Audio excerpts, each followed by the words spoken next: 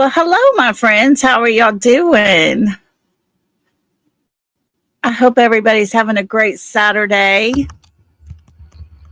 Everything's all glitchy again. I hope y'all can see me and hear me. But can y'all see me and hear me? Is it working on your end?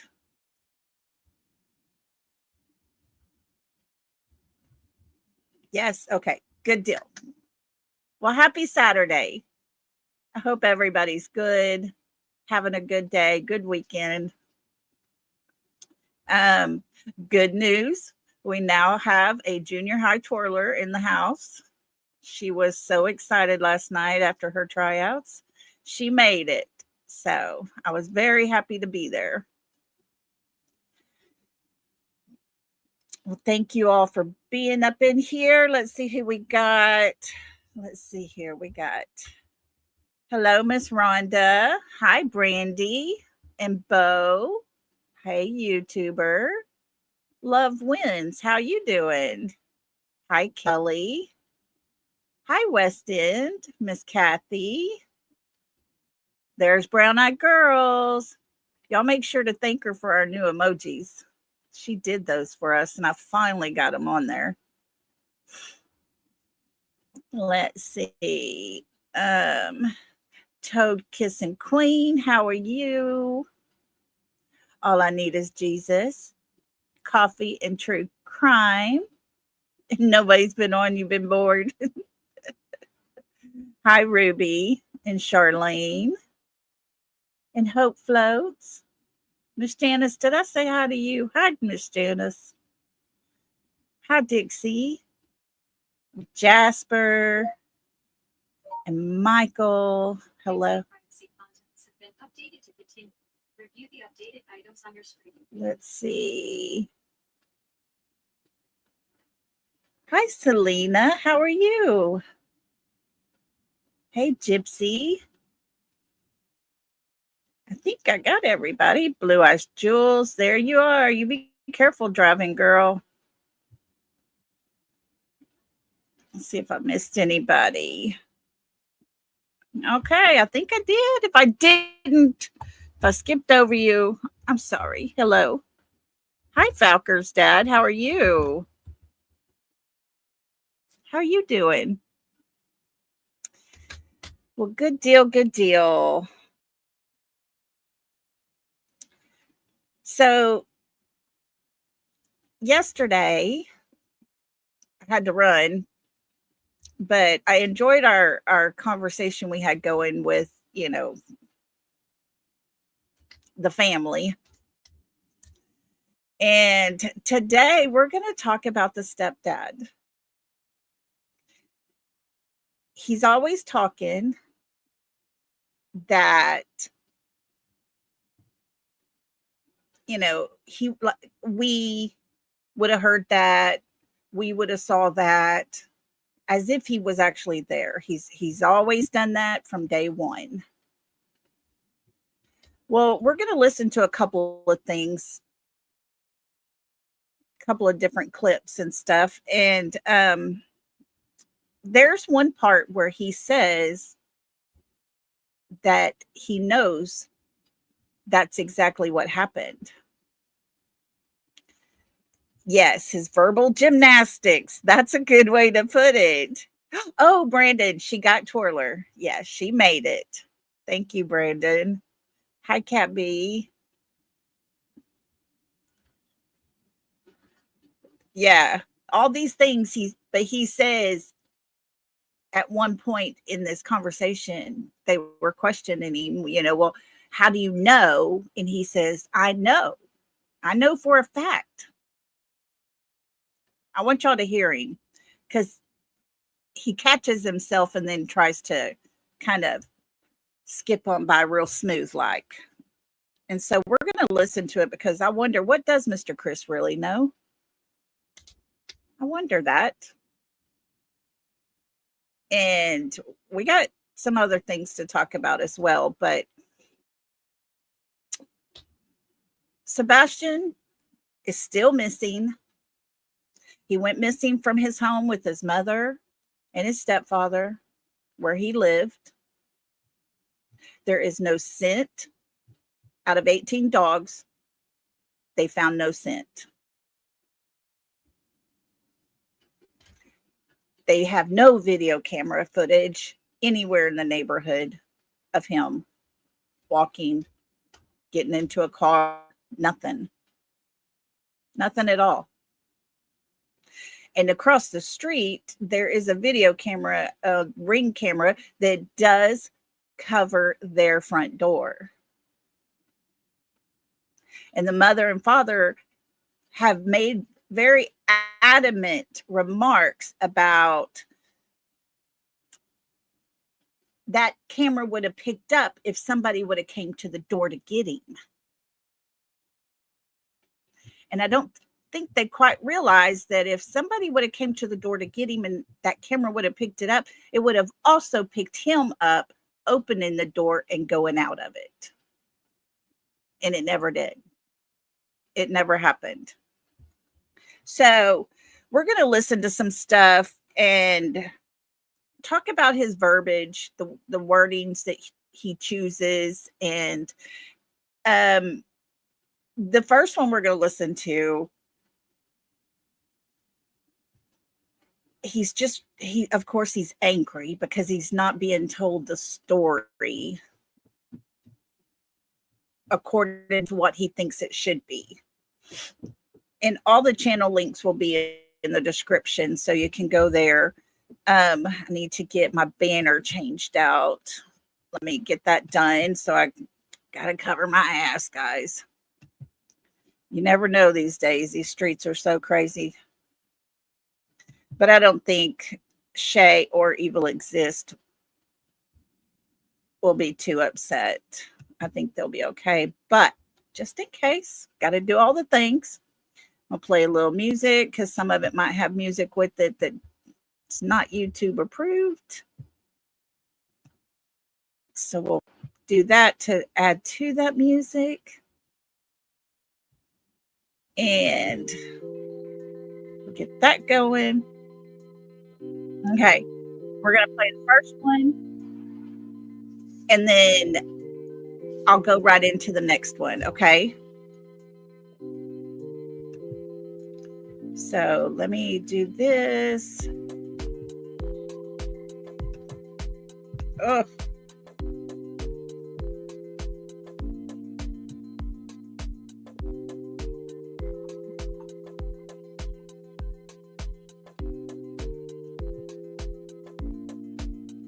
Okay, guys, here we go.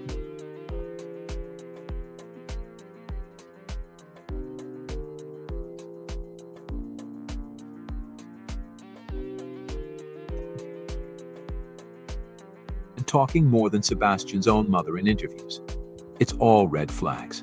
In the clip I'm about to play for you, it's interesting how Chris is adamant that Sebastian went out the front door and gives his reasons.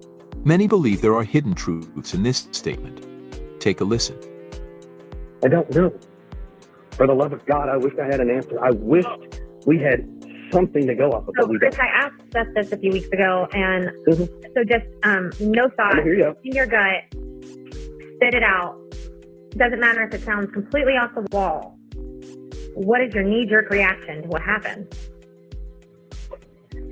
Sebastian walked out of the house, stepped off the porch, and has vanished into thin air. That is what I think, because that is what I know. Did you hear that, guys? Sebastian walked out that front door and went off that front porch. That is the facts, because that is what I know. So how does he know that? That's my question. The biggest question out of all of it is, how does Mr. Chris know that is a fact? Because he knows it. How? If he was at work 3.5 hours away, then he wouldn't know for a fact. And if Katie wakes up and is surprised to see her son gone, she would not know what door that child walked out of. And we know for a fact, Mr. Chris, according to the Ring camera that was on your front door all night long, that front door never opened. So no, Sebastian did not go out that front door and walk off. But he knows for a fact, because that's what he knows.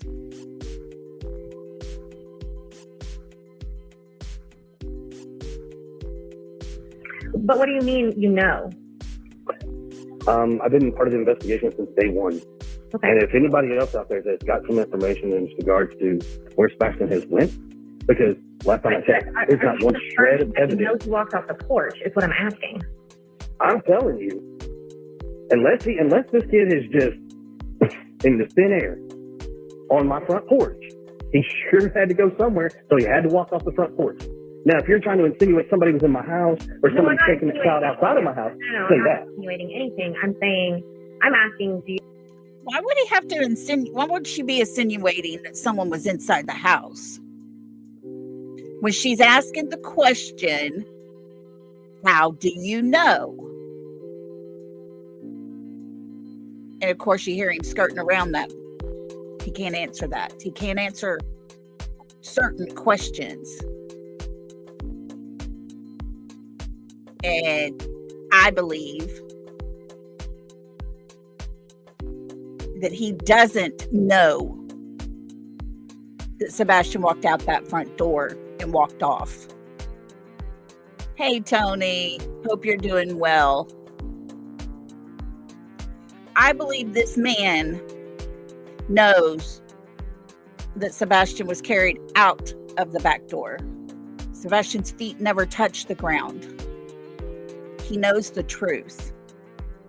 But for a fact, with his words, his own mouth, he tells us it's a fact. He knows it. He went out the front door. But you guys know me.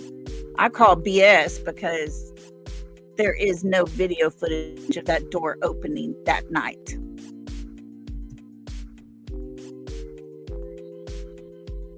Do you know that he walked out your front door? Do you know?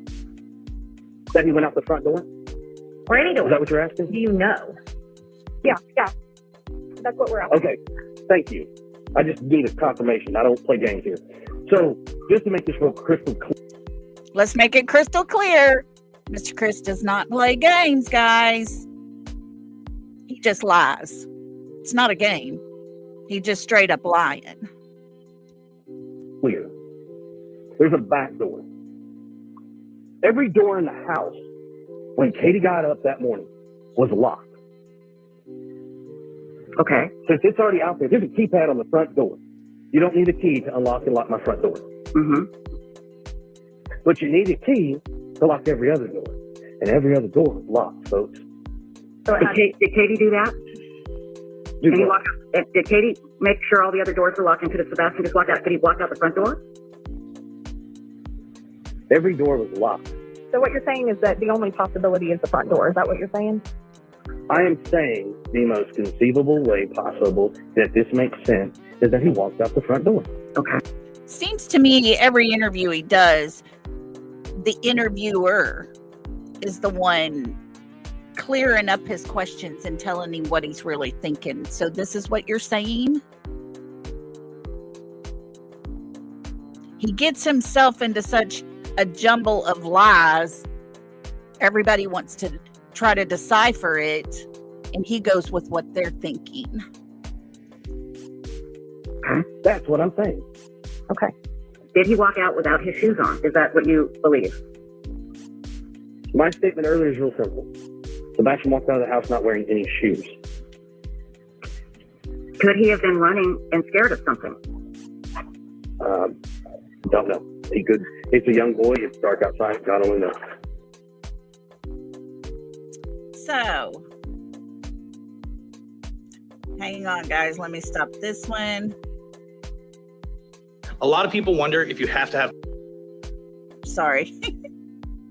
Okay, we're going to go into the next one where we're going to hear Mr. Chris some more. I tell you, this guy does not know how to tell the truth at all. And he thought at first that he could say his story and everything's just going to fall into place. Little did he know, a little over a year later, we're still here and we know certain truths. And some of our certain truths turned him into a liar. And if you got a problem, all you got to do is pick up the phone and call her. Be an adult. Be a responsible adult. And just call her.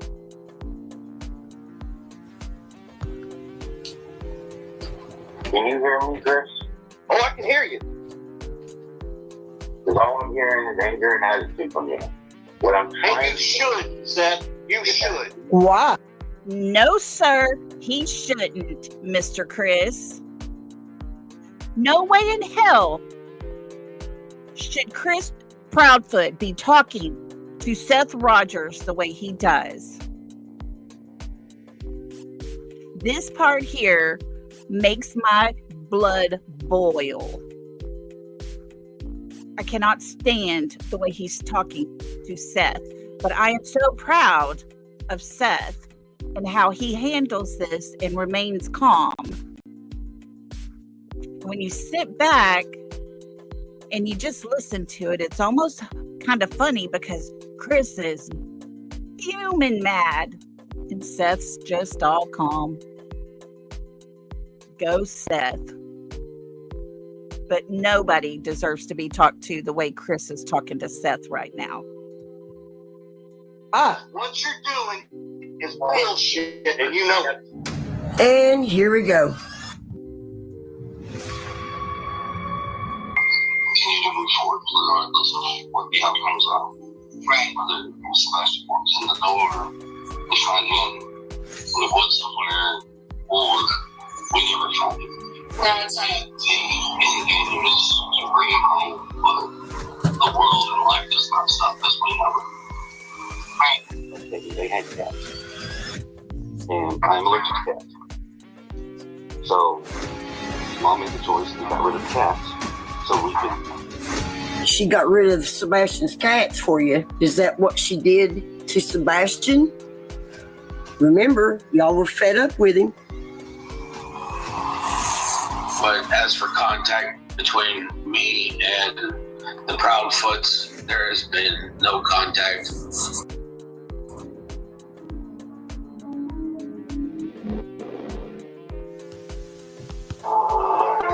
Yeah, because Bella was going to start kindergarten next Monday.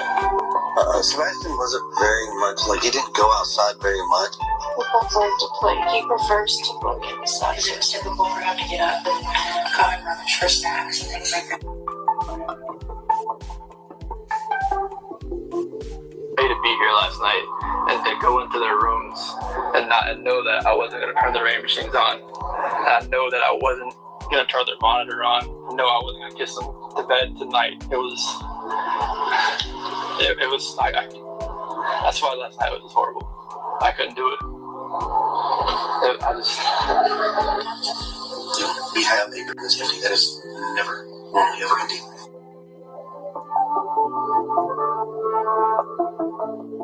Around here, and I really hope that all this can lead to something positive. They can try to make it a positive thing.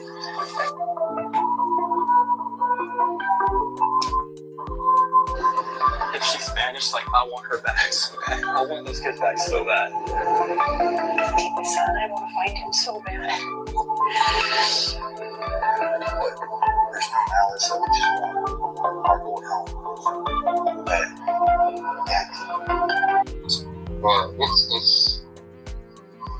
It's unique, but I'm staying on the safer side and just having a lawyer law firm do it for you. Safer side? You don't need a lawyer or anything. No, you don't. You're protected. by doing it that way. Let's put it that way. Why would Mr. Chris and Mommy Katie have to be on the safer side? Huh? I wish they would tell us why they feel like they need to be on the safer side and get a lawyer. Because, see, there's mothers and fathers out there who their child has really disappeared. And those parents don't have a lawyer to speak for them. Seth doesn't have a lawyer speaking for him.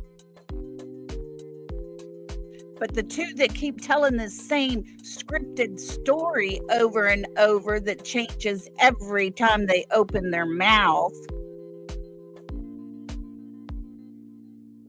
then yeah, maybe they should get a lawyer.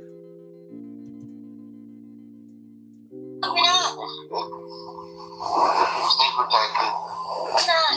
Stay in that room. Keep it just one lane, here it is. We're not deviating. We're not going off course. We're not doing but we are, sir. We are. No, we are. Yes, you heard that right. Chris Proudfoot admits to, quote, staying on the safer side and having a lawyer.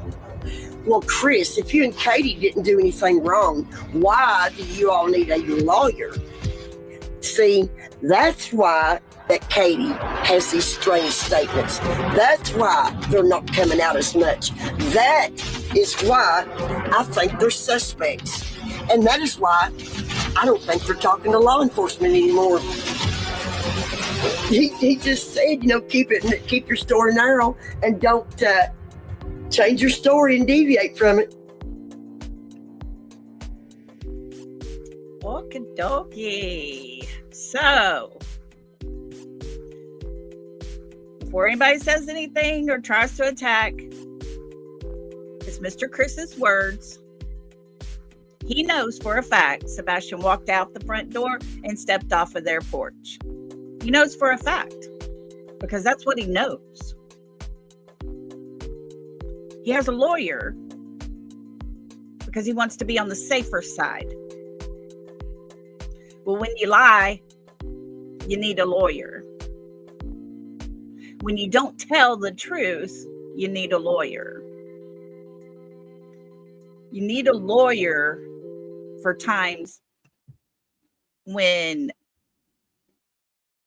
you have to write down your story and practice your story. And yet, your wife can't even keep her story correct, the same.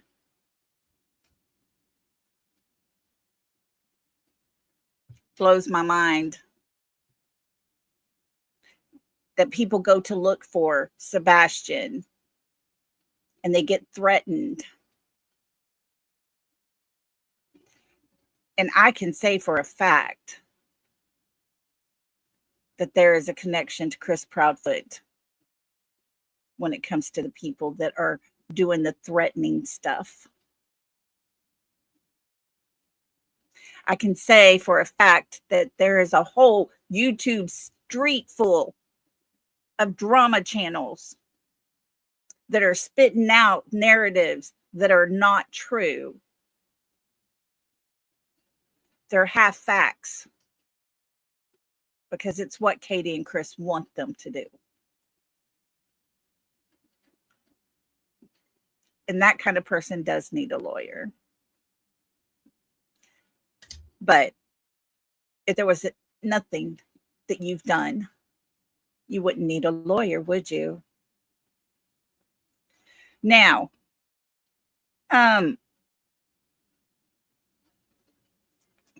sorry, I think I had a dog hair on my lip. It was driving me crazy.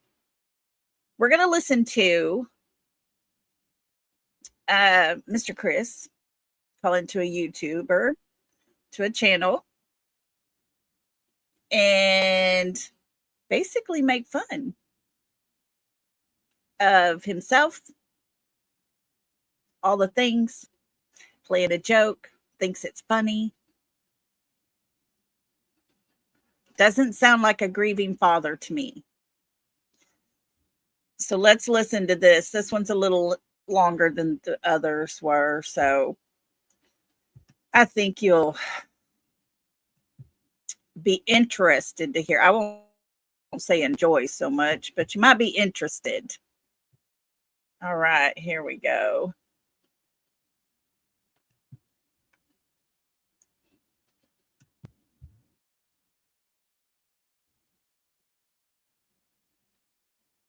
And I have not added this channel. I will add it to the description as soon as we're through with this live. Excuse me, but I will put the music back on. This is a call-in to Cluemanati's channel.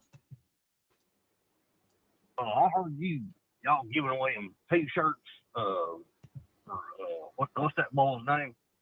Sebastian? Yes.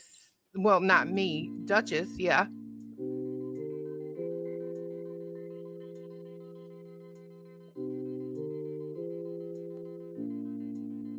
Did it stop playing? Hang on. Oh. I don't know what is going on with StreamYard, guys. It is being crazy. Oh, how you gonna get one of them shirts out? I mean, what do you gotta do? You go to her channel, and on Sunday she's having a show, and she will give you a code, and then you can contact the maker of the shirt. Oh, is there any way you can do it a little easier than that? I mean, I ain't a smart feller. I mean, I can know how to call a number, but I don't know how to do any of that old fancy stuff y'all was talking about doing. I don't understand that. I mean, Well, I like mustard biscuits myself, but I don't think everybody else likes that either. But hey, I'm sorry, did you say mustard and biscuits? yeah, mustard biscuits like mustard and French fries. Y'all read that over? I don't put mustard on my biscuits. No, maybe some honey. Oh, you got to try it. I'm gonna tell you, it's something else. I mean, just mustard goes good on everything. Tater salad, tater tot, taters. I mean, it's good. You missed out. I assume you've seen the movie Sling Blade. No, not at all. What's that movie called? You said it's called Sling Blade? Mm-hmm. What's a Sling Blade? I know what a Carrier Blade is, but I don't know what a Sling Blade is. So if you haven't noticed by now, this is Mr. Chris calling in with his voice changer. Talk about that boy getting a t-shirt. It's funny. It's hilarious. Or so they think. This is a grieving stepfather. Remember that? He's called himself a grieving father. And yet this is part of his grief process. It just really shows how destroyed his life is, right? We don't see Sebastian's actual father doing this because nothing is funny in life right now. It's hard to laugh when your heart is broken. And yet, Mr. Chris doesn't seem to be broken at all. Well, I tell you, I can do you one easy. I can text you and maybe get you a t-shirt out that way. Well, I ain't got one of them fancy, one of them there fancy phones that everybody be punch it away on. I'm calling you on the landline. You don't actually have rubber down here. Right. Well, I live out in the sticks. You're talking about sling blade, and I call it kaiser blade. I think it was a totally different thing, so I'm not sure. You sound a lot like the guy from the movie. That's kind of crazy. I wish you would have seen the movie. I ain't even got a television. I agree, Cinderella. It's not funny at all. So, I just do lucky to get a phone. I got a radio. Well, you don't have a television? No. All right. Old school in the sticks. Yeah, I have to go across the street over there down the holler. And just they got one of them. What do you call it? Computer. They got one of them things, and I get to listen to this thing. This is how I get to hear you show. Oh, well, thank God for their computer. Do you ride a bicycle? Well, they got the internet. They got that magic box where you go in there and you get to see a bunch of things or whatever. I don't know. Okay. I'm not going to torture everyone by making them listen to the whole thing. I am going to go down a little further in the chat and let you listen to a few other little pieces. Let's see about right here. See how close we are. Know that? Yeah, but I call it Kaiser blade. Something called which blade I call it Kaiser blade. Oh yeah, that's right. Sorry, Kaiser blade. Let's go a little further. Glue on God. She's coming. See, I'm gonna make them talk at the same time. Here we go. I don't know. Can you? All right, on 3, I want you both to speak. Stay out the camera, but 1, 2, 3. What am I saying? Hello. Okay, that's it. What do they sound like? Now remember, Like he was Daffy Sling Duck, Blade a while ago. They thought it was you. Someone said I sounded like Daffy Duck. Down. That sounds just like Daffy Duck. Are you, what? Oh, you're saying I sound like Daffy? No, the caller, go. You're good. Can you do that again?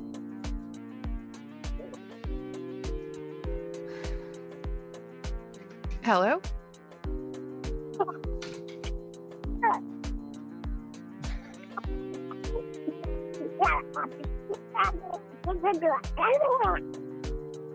Oh my God, do y'all hear that?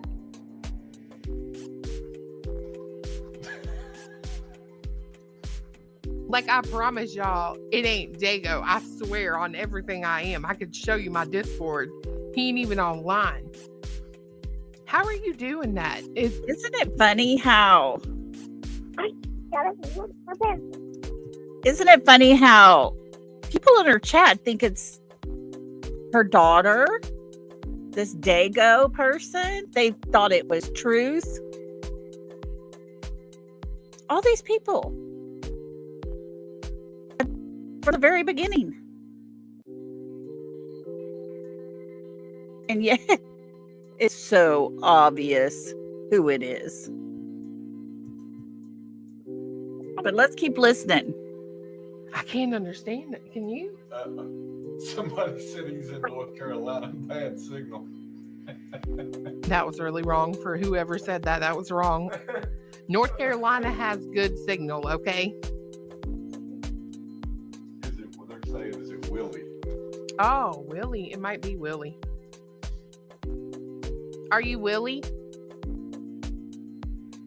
Nope, they call me Kirby Frog. Okay. I like to report the news. Say that again? I like to report the news. I have a girlfriend named Piggy. Okay. Listen close. Oh my God.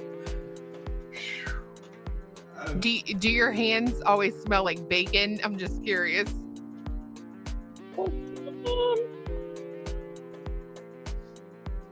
One more time? I didn't catch I it. didn't either.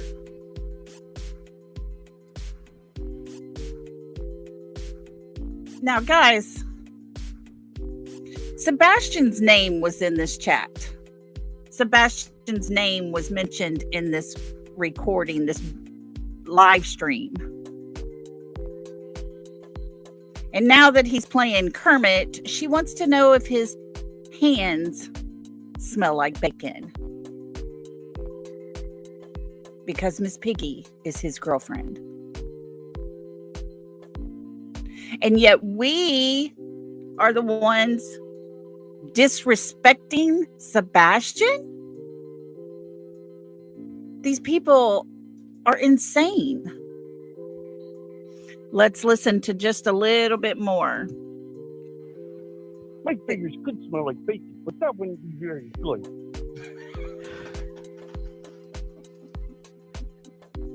Although bacon is really good to eat. Well, I would hope if your girlfriend is Miss Piggy, then bacon would be good to eat. Oh, she's a bad cook, but it still tastes good. Sergeant, it's not Sarge. Maybe. Sarge couldn't fake a southern accent, though, I don't think. No, hell, he ain't online either. No. Did we even ask his name? What's your name? Well, Kermit, is this Kermit now, or? They call me Cookie Monkey. Fucking Cookie Monkey. We go Cookie. I love cookies. Honey, me and you, we could get down. I love some damn cookies. Cookies so good. Yum, yum, yum, yum, yum. I don't even know what's happening right now. It's late night. I wish I was drunk, because I'd be tripping. They think it's great. Well, that wouldn't necessarily be a good thing. Oh, wait, was that Mr. Chris? Why that happens to be Mr. Chris? Because I'm sure there's not a voice that has a voice changer that has the voice of Christopher Proudfoot on it. These people. Cute. And they laugh. You're welcome. That's cute.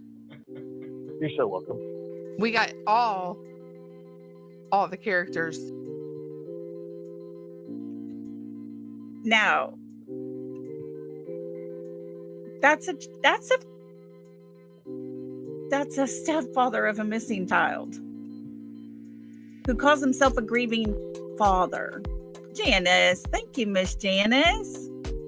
Thank you for that. I appreciate it. Guys, I did so well my month ended Friday, and I did so well that when I get that payment next month, I'll be able to pay all of my storage. I'm so excited. Thank you guys so much. Everything y'all do, y'all really make a difference. It helps me tremendously. Yeah, TJ, me too. I was so proud. So proud. Yeah, Yelva, I agree with you. I think they're all ready to go down with him. It's like a cult over there. They have the cult mentality, is what I would call it. Because what he says is truth. I mean, and there's no way anybody's going to change their mind on it. There's no convincing them to stop and listen to the words that they say. Oh, thank you, TJ. We are growing. Of course, when I was out, for a little over a week, or right about a week, we lost some subscribers, and it is what it is. I'm proud of where we're at, and I'm proud of my channel. I think that people are so money hungry, and there are people that want to listen to that drama and all of that crap to the point to where, oh, YouTuber, thank you for that. That's so sweet. Thank you. She said, so glad your health has improved. Today, I feel actually really good. It's the first time in about 3 weeks that I have felt real good. So thank you for that. But you got a whole ton of people that call themselves creators. They dox people. They talk bad about people. There's a new filing that was just a new junction that was filed. Run down the street. I don't know about running down the street, TJ, okay? I've been messing around up here and trying to swap out summer and winter clothes. It sucks when you don't have a closet for yourself and all your stuff has a place. So I have out the winter clothes now. I got to take those and put them up and then pull out my summer clothes. But that's about as good as I'm going to get today. No drama. Oh, Passion Flower. I hate drama. I hate it, hate it, hate it. And I hate when people get mixed up into it. Now, I do feel like everybody has a right to defend themselves. And if you want to say something to defend yourself, go for it. As for me, I may or may not say anything. Depends on what all's being said. But if I say something, once I had my say, I'm done. It's not going to continue. But over there, you have those people that they thrive on it because they know it's going to continue and they know their streams are going to last longer and all day and all night and all the things, and they'll pay people to keep going. And they're making bank over there. They're making bank. All on Sebastian's name. But yet, there's nothing positive being done to help find Sebastian. There's nothing positive coming out of what they're saying or doing. And guys, y'all know how I feel about that Texas Roadhouse video. For me, something was happening that day at the Texas Roadhouse while Katie and Sebastian were sitting at that table. There were people in play. I feel that. I have dug through it. I have looked at every tiny little sequence, slow motion. I've moved back and looked at it again, and I do it constantly to see if I've missed anything. But I do it because that's what we have. We have that footage. Now, Seth, Sebastian's father, has not been seen on that camera. He was nowhere around. Nowhere. Nothing connects anything to Seth. But the connections are unreal when it comes to Mr. Chris and his family. And after hearing him go up there and talk and do the sling blade thing, and yes, I saw where TJ put in chat earlier, there's one where he's from Texas. I'd like to poke his eyeballs out for pretending to be from Texas, because we don't deal with people like him too well. That was Chris.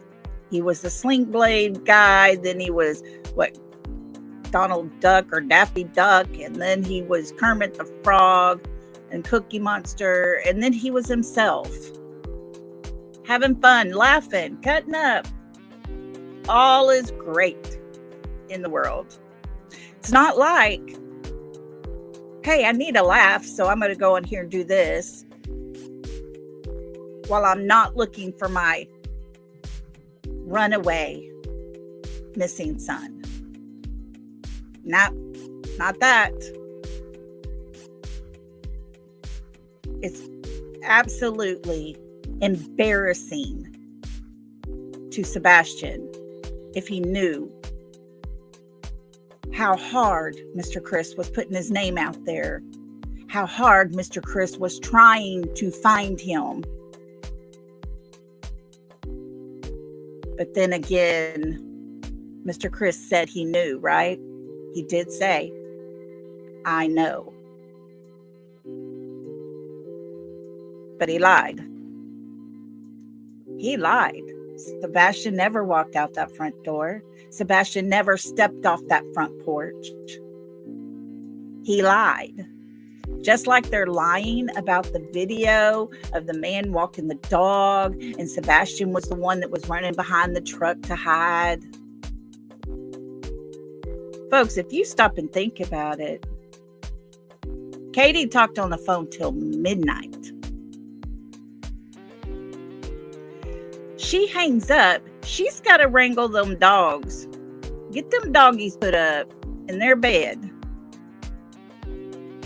Then she got to turn around, make sure all the doors are locked, all the lights are off before she walks into her bedroom.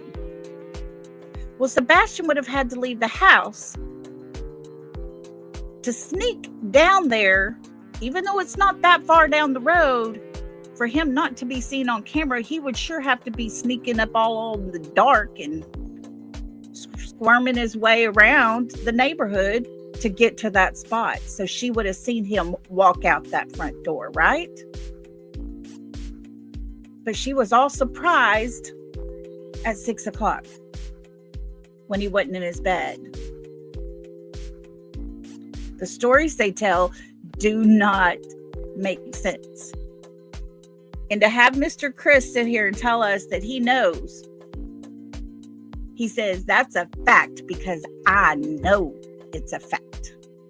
Well, how do you know, Mr. Chris? How do you know? Admit that you were there, because we all know you were not at work at 5 o'clock in the morning. But that had to be the time that he got there. Because if it was 6:30 or 7, he would have had time for the 3 o'clock in the morning flashlight trip to the car. And still had time to get back to Memphis.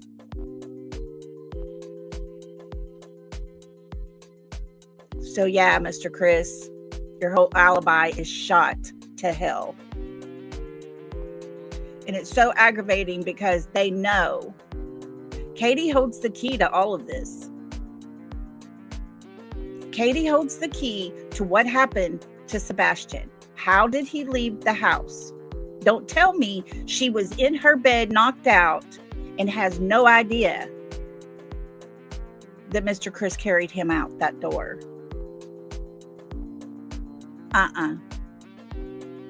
Because she's the one that sent the picture to the man in the yellow coat that she took at the table at Texas Roadhouse.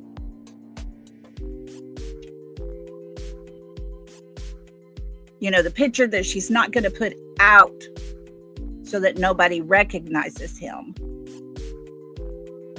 You know, we got to put out the younger picture so nobody will recognize him at all.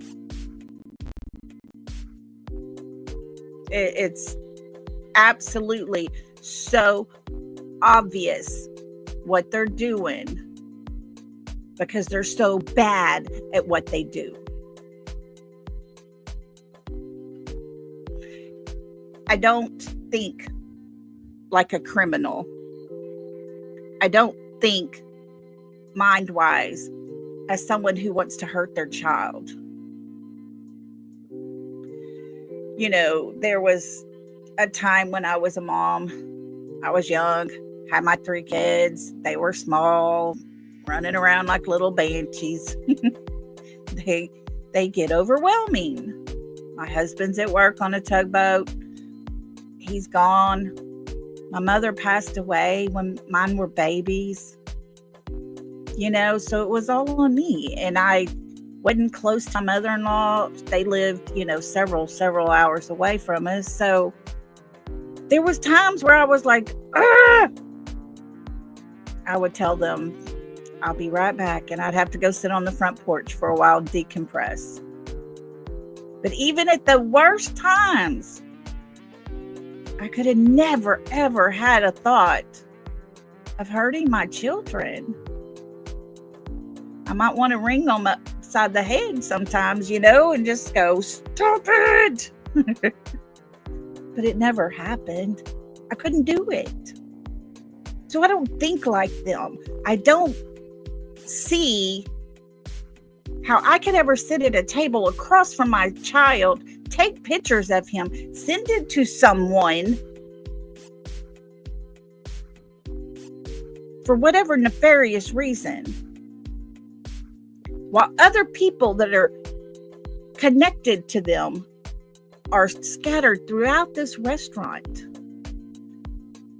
Go to your car and there's a person standing there. That was a stranger. You would have asked them to move and you would have got in your car. You would have stood there with that person. You wouldn't have had a conversation and reached out and exchanged something with that person. Because a stranger is not someone you do that with. You would say, excuse me, and you would get in your car. And we know, because we saw, it's not what Katie did.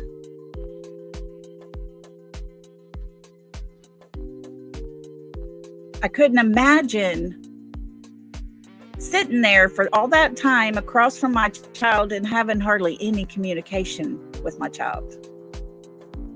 Could not imagine. We went out to eat last night after my granddaughter's twirling tryouts. She made it. Yay, we're all excited for her. So we all go out to eat.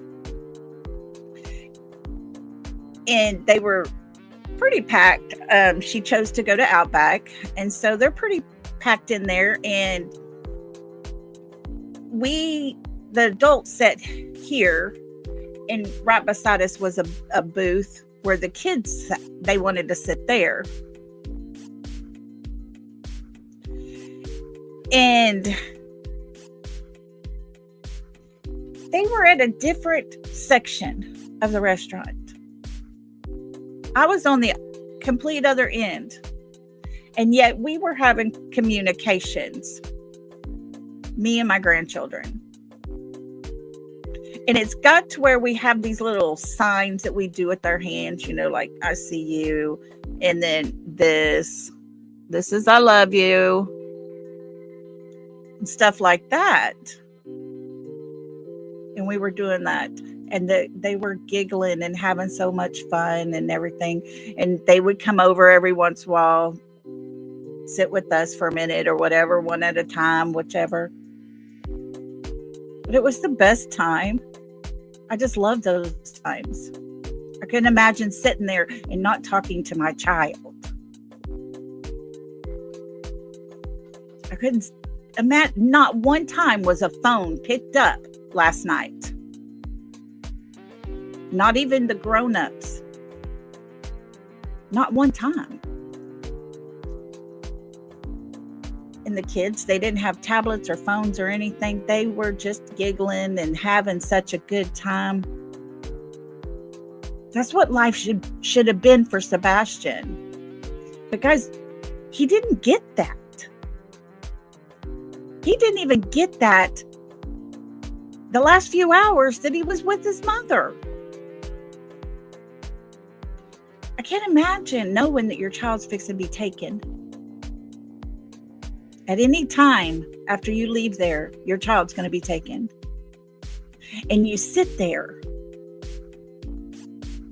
and you're more engrossed into your phone and scrolling through it and sending text messages of your child that you just took the picture. It doesn't make sense to me. And yet we have this stepfather who gives parenting advice. If you recall, on Smiley's channel, he says, you should try it. It works. When he was talking about Sebastian would clean his room, and if it wasn't clean to his liking, he would tell him he had one more chance. And after that, things would go into the trash. He would put things in the trash bag, and Sebastian had to take it out to the trash. What kind of person does that? I can understand putting those in a bag and putting them away. Put them up in your closet, or I've done that before. No, you're grounded from this. You don't get it back till you can learn to pick up the rest of your stuff. It's called responsibility, and kids need to learn it. I get that. But to throw it in the trash? It's uncalled for. It's uncalled for. To spank a 15-year-old boy with a belt? By the time your child's 15, he's learned right from wrong. He knows his purpose in life. He has started realizing what he can and can't get away with. And at that point is when you have to start letting him learn by his own mistakes. It's one of the hardest things I think a parent can do. But they have to start sometime. But the story Mr. Chris tells us, once again, did not make sense to me. What was Sebastian in trouble for? Why did Chris have to tell the CPS lady that they already knew, who had been there before? Why did he have to tell her that Sebastian was just mad because he was in trouble? He forgot to put on a belt. Big whooping do. Now, if it's part of his uniform, I get it. Go get you a belt. If his pants were falling off while he walked, okay, make sure he wore his belt. But according to Mr. Chris's story, Sebastian really didn't do anything wrong. He was asked, where's your belt? He told him in his room. He forgot to put it on. He was told to go get it, and he did. And yet he got a spanking. And he got in trouble for lying. None of what Mr. Chris told us was a lie, right? None of what Mr. Chris told us should have pertained to him being in trouble because he was lying. Mr. Chris is such a liar that I guess he assumes everybody's a liar. But, you know, he's always right, though. There's so many times we've caught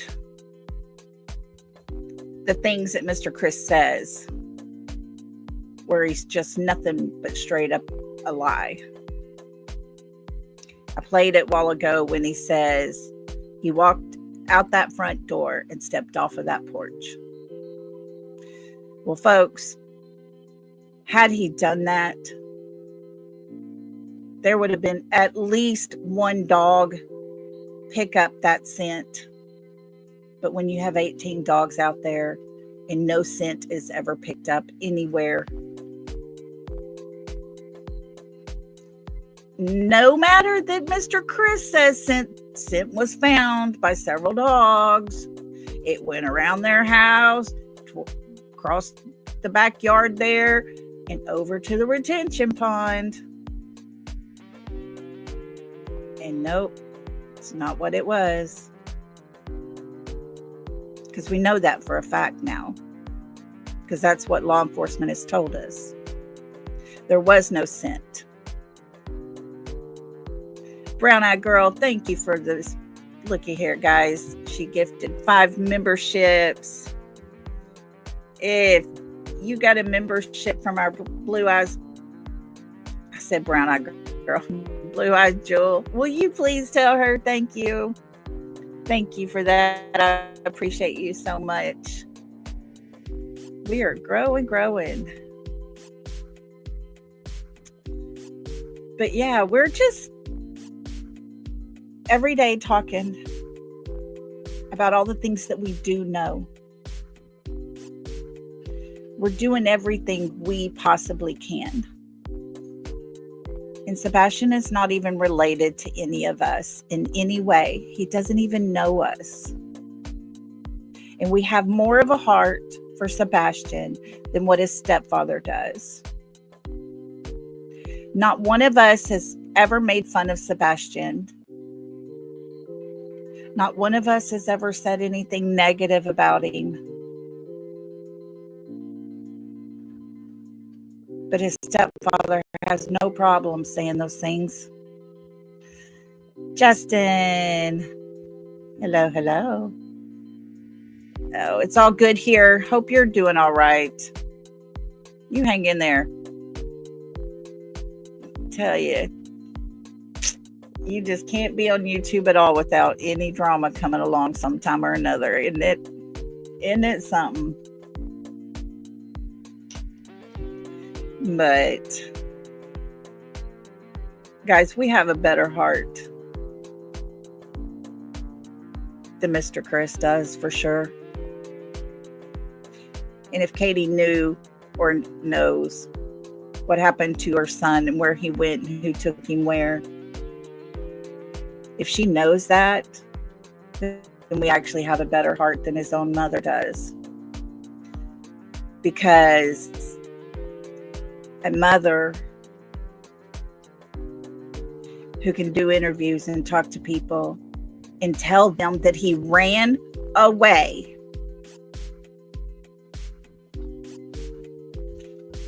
Justice, Mama, thank you. She just gifted a membership. Thank you so much. Okay, guys. Oh, yes, it is, Justin. Yes, it is.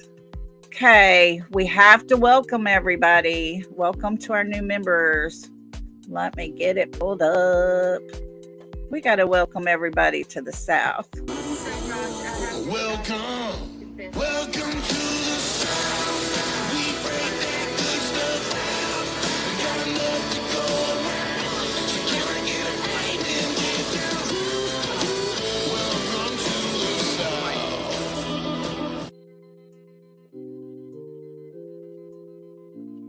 Hello. Welcome, everybody. Look at Justin's been a member for a month. He says it's actually been 2. I don't know why YouTube does that. Thank you, Justin. It's really cool when you have Mr. Justin on your channel, let alone be a member. Makes a girl feel good. So, Justin, my granddaughter, she will be 9 years old in June. And we were talking, I told her she's going to have to start telling me what she wants for her birthday. She said, I want to go visit Remy Pearl. So when it comes time for her birthday, Justin, you're going to have to send a little video or something to her. She will die. She watches Remy all the time. She'll say, pull up Remy's channel. She's in love with it. But y'all are so sweet. Thank y'all so much for everything. Oh, looky here. Star Child's been a member for 4 months. Thank you. Look at you. She said it's been a pleasure to be here. Thank you.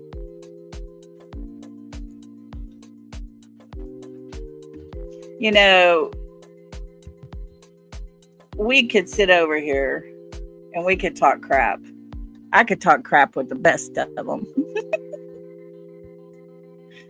Oh, that's right. Justin got family in Texas. That's right. Well, we could sit here though. Yeah, we could talk crap with the rest of them. We really could. We could get into all that drama and all that junk. But why? Why would we want to even do it? We're here for Sebastian, guys. We're not here to tell lies. I'm here to show you and tell you things I've heard and things I've learned and what I can show you. That's what it's about. It's about Texas. Oh, all of Justin's exes are in Texas. So are mine. That's funny. Yeah, Seth, it doesn't find Sebastian. Has nothing to do with it. Yes, Robin, we need answers. We're here for that. We're not here to blow smoke up people's butts. You know, and I don't understand why people want to even play that game. Justice, Mama, you did it again. Thank you so much. Thank you for that. Welcome to whoever got that. Thank you. That's so sweet. So sweet. But we got to keep our mind focused. We have to keep on the right track because we don't want to be like them. Just always keep that in mind. Always. You got a mother who carried this child for 9 months, who gave birth to this child, and yet she can't even tell the truth about what happened to him. How does that make sense? Her stories are never the same. She will not talk to his father. She won't. Who does that? This is their child. We have a stepfather that thinks he's all big, bad, and all that. Well, my guess is he's not all that. But his mother tries to make him all that. Tries to help him be all that, should we say. They should be, Cecilia. They really should be. You know, yesterday my live was, will orange be the new family color? And I really think it's going to be very suiting to all of them once this goes down. And I can't quite grasp the fact that there's something I'm missing. There's something I'm not seeing. And it drives me insane. Because I'm trying so hard. Oh, Justice Mama. She said, let's get Lolly her goal. Thank you so much. I appreciate you. Like I said, I just want to pay my storage building. It's got everything I own in it. But, you know, to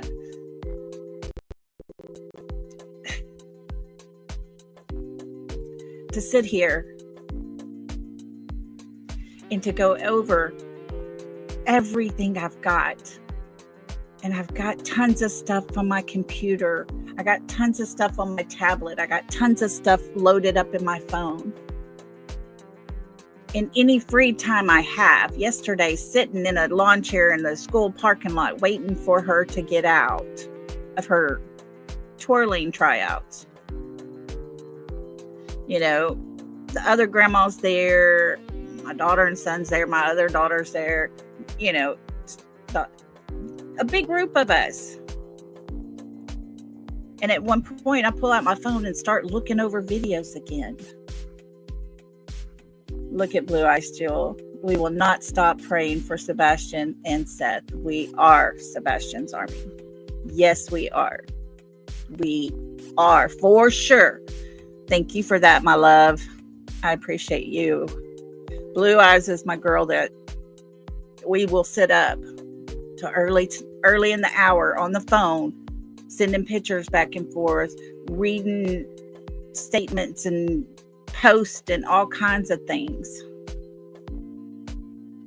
And I feel bad because there's something I'm missing. I feel like there's a piece to the puzzle and I can't find it. And it's driving me insane.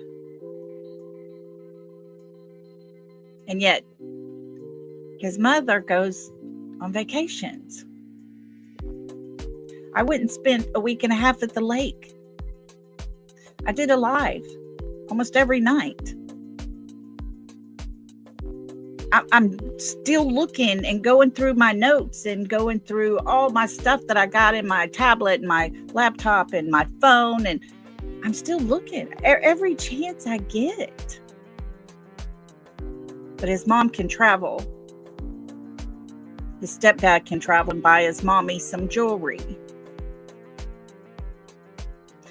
His mother can leave the home. And, a funny point was made to me. I think it was in an email or maybe it was just a message. That why would his mother leave a blanket, shoes, and a jacket on the front porch and some snacks or whatever it was she left on the front porch every time she went out of town? Why would she do that? Did they change the code to their front door? Because if they didn't, he would have known the code to come in, right? Why would you change the code to the front door?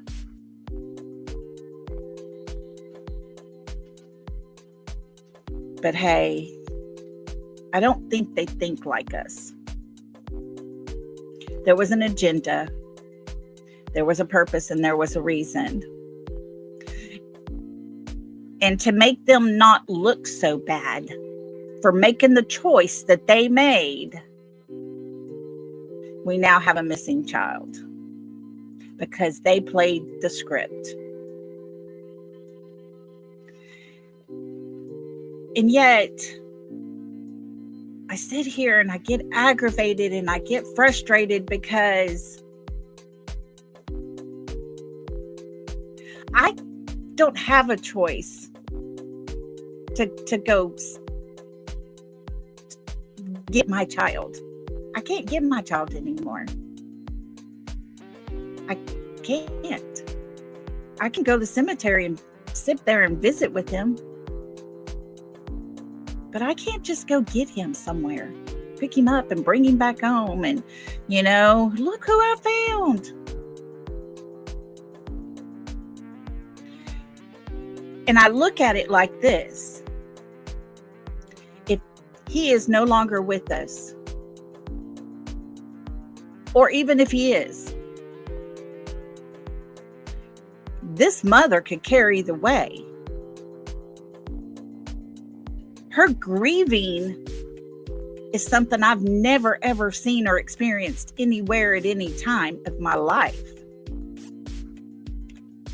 Grieving people don't take vacations all over.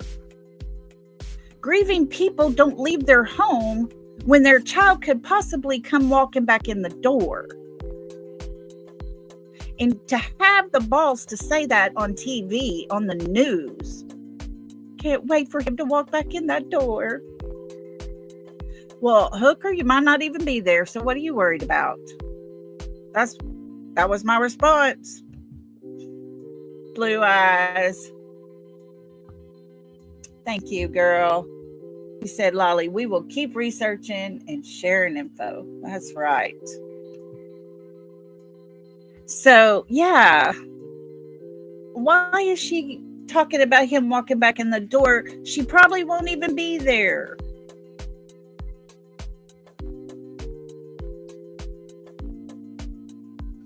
Oh, her little southern accent. Ugh. Yeah. I was going to say, are you talking about my accent? You know, talking about Southern accent, I just want to scrape a chalkboard when I heard her say, he likes shiny things. I was like, my God. First of all, don't be stupid. That's not what they need to know. Second of all, you don't have a Southern accent. Give it up. Yep. Every person that could possibly be involved that I think of will all grieve for themselves. They will. They won't be grieving for Sebastian. They won't be worried about anything or anyone. It'll be about their own life. Yes, YouTuber. He did. He says she is a psychopath. I'm telling y'all, I do not believe she is a sweet little kitten that needs to be pampered and looked after. And I say that because I just said it. She gave birth to this child, carried him in her stomach, felt him move and grow in her belly for 9 months. She gave birth to him.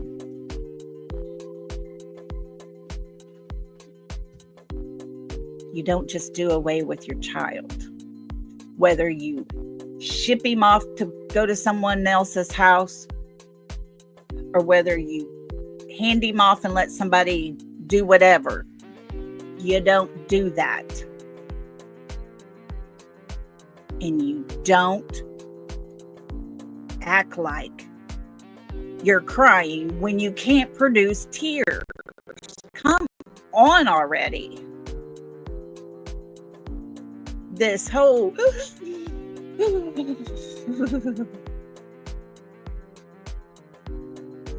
give me a break. I just am so over it all. You know, I started my channel out and I was very careful with what I'm saying, very careful about my approach. And at that time, I wasn't even being very harsh. And I got attacked. And they used my son that passed away against me. There was some blow up behind the scenes with these creators and whatever, you know. I mean, I'm not going to stick around, not be wanted or whatever, you know. I'll move on. Not a big deal. But then to be a whole little video put out there about me and what a horrible person I am because I've lost a child, and I'm going to talk about a mother who now has lost her child. I will never talk about a mother who's lost her child that's actually grieving. I will talk about a mother who can't remember anything. That's what I'll talk about. I will talk about a mother who can't tell the same story twice. She can't even do it 2 times in a row without changing up the whole narrative. That's when I know. When she says she searched the house, it seemed like a lifetime she was searching, but it was about 1 minute.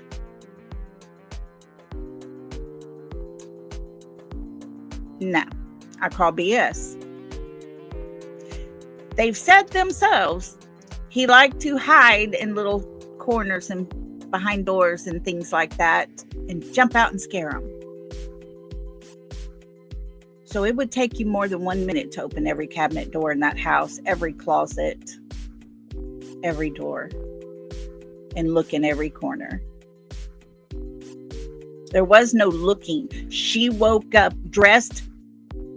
If she ever just went to sleep, she was dressed and ready to go, because within 3 minutes of her timeline, from she waking Sebastian up, going to the kitchen to see if he's in there, looking all over the house for 1 minute, she's on the phone in her car, dressed and good to go for the day. All of that in 3 minutes. It doesn't make sense.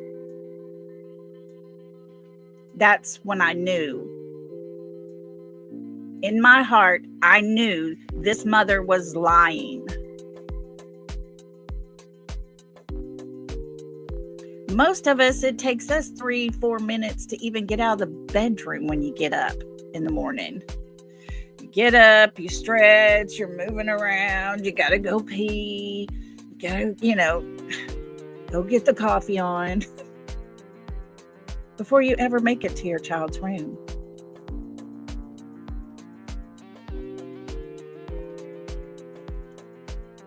And when I heard that story, I felt safe enough to say, no way. No way. And the fake crying, nope. I don't buy it. I don't buy it at all.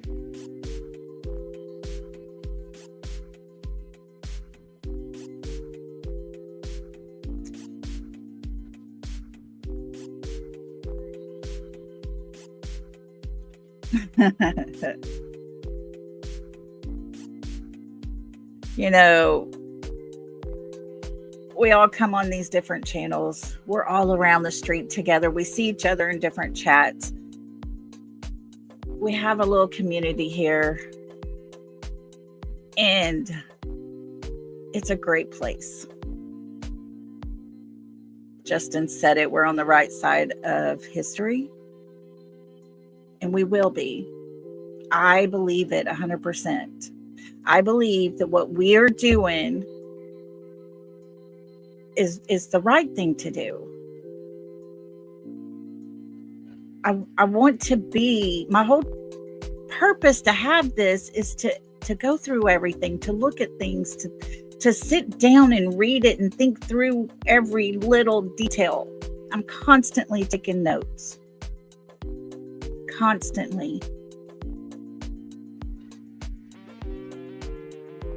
And if I'm not going to be useful,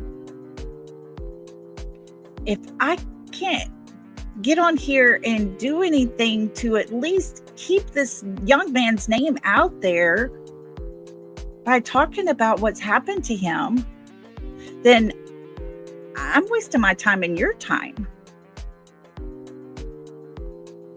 And I know Justin feels the exact same way.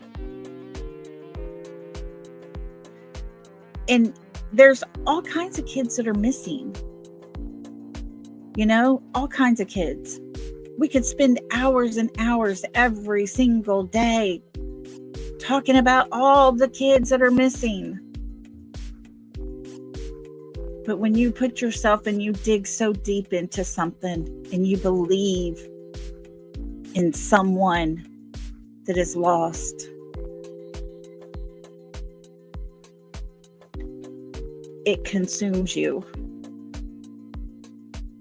And yet his mother, nor his stepfather, seemed to be consumed at all. We heard Mr. Chris not too long ago say that, life goes on. You got to keep living life. Life keeps moving. I remember those days. I'm stuck at home. Don't want to go anywhere because I'm in a small town. Everybody knows everybody. And I didn't want somebody to come up and hug my neck and say, honey, I'm so sorry. I'm so sorry. I just couldn't hear it. I didn't want to hear it. I didn't want to think about it anymore. I wanted to be numb, and I couldn't get numb. So I stayed home, hibernated. I would order groceries at Walmart, drive up there and pick them up so I didn't see people.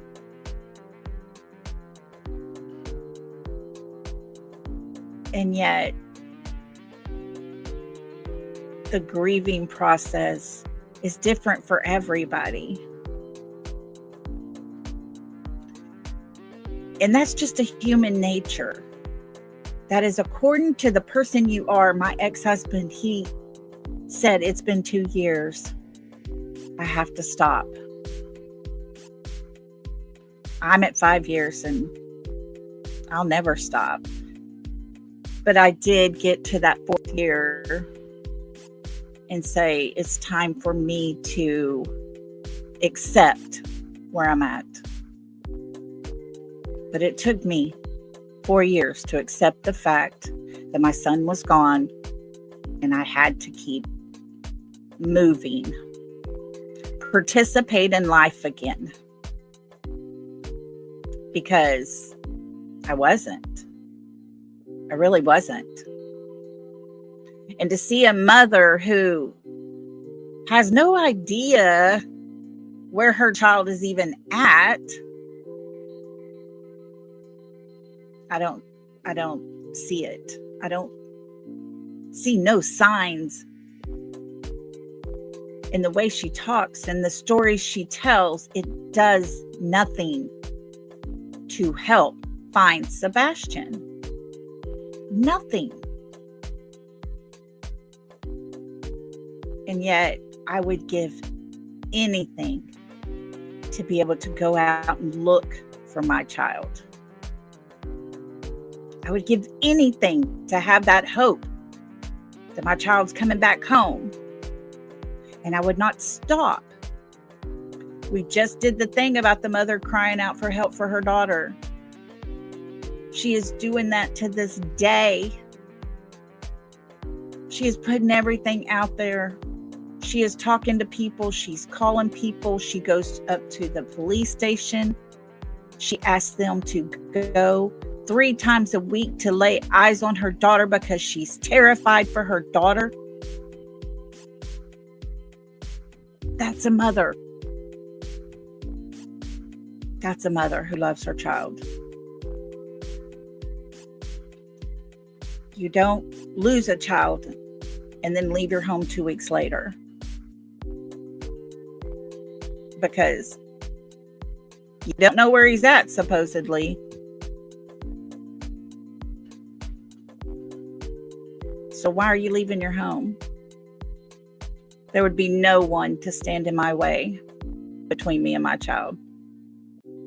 No one. I would never, ever, ever let that happen.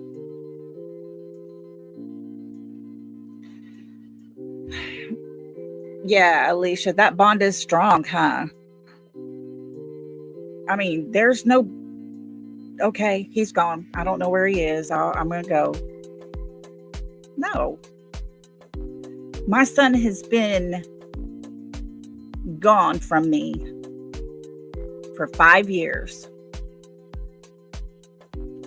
February the 10th was 5 years.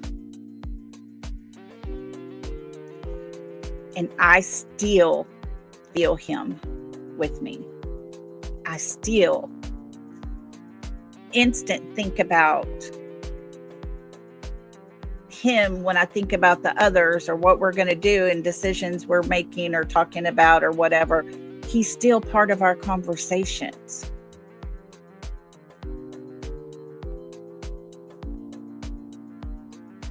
And that's because there's love there. There's love for your child. He wasn't a perfect kid. He had his demons that he was battling with. You know what? If I couldn't love him, then no one in this world would ever be able to love him like I could. And that was my job, to love him. It was my pleasure to love him.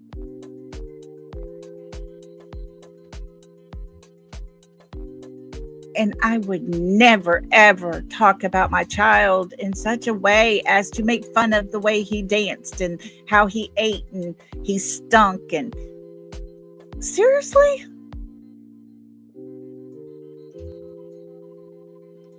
You know, we see things that they put out. We see things from the very beginning. And it's as if they don't want you to find him. It's very obvious, because it would be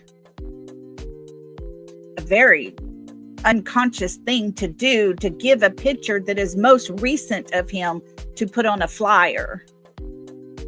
Although the pictures we see of him when he's little, he still resembles him now. But there's a big difference. So give the picture that's going to resemble him now. Like the one you took at Texas Roadhouse, sitting just across the table from him. That's what you should do. That's what a mother would do, because she would want to make sure that they knew his hair is cut like this. See that little cowlick? Or, he's got this little blonde strip right here. Those things, those little things that you could look for to know for sure that was your child. Describe Sebastian to us so that if someone is out here looking for him, you would be able to tell us, and we would be able to know that could be him very much. That's what his mother described. Well, he likes shiny things. He likes pennies and paper clips.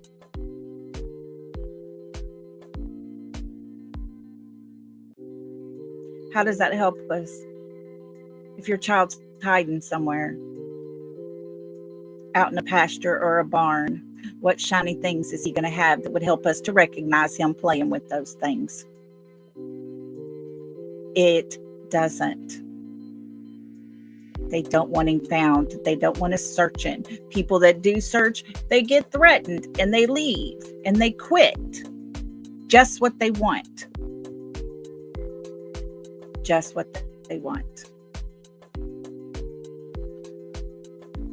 Yes, Alicia, she has very much cut herself off from her feelings with her son. Yes. I can feel it. I see it. I hear it. I tell you what, Cinderella, I have lost my mother, my father, my stepfather, my grandparents, aunts, uncles, my sister. But there's nothing that will completely break you like losing a child.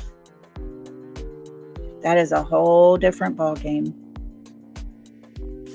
And this whole don't talk to Seth, that's ridiculous.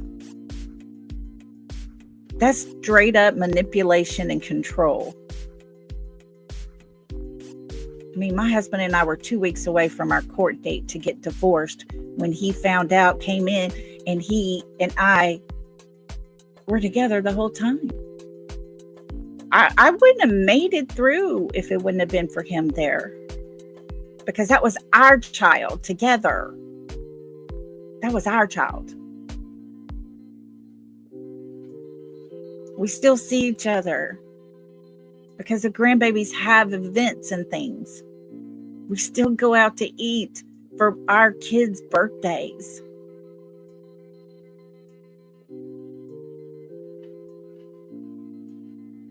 But to not talk to the father of your child when you are the one that lost him? Yeah, that says a lot. It says a lot. Mr. Chris is on here talking all these different voice changers. Why would a person have a voice changer? Why would you need a voice changer for a phone call? To have fun? To play around? To be goofy? I thought you were a grieving stepfather, Chris.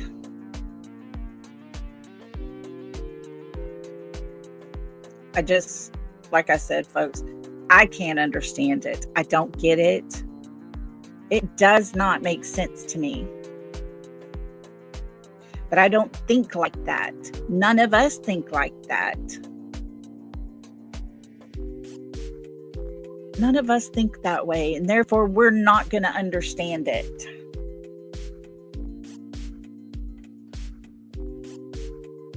A war room, yeah.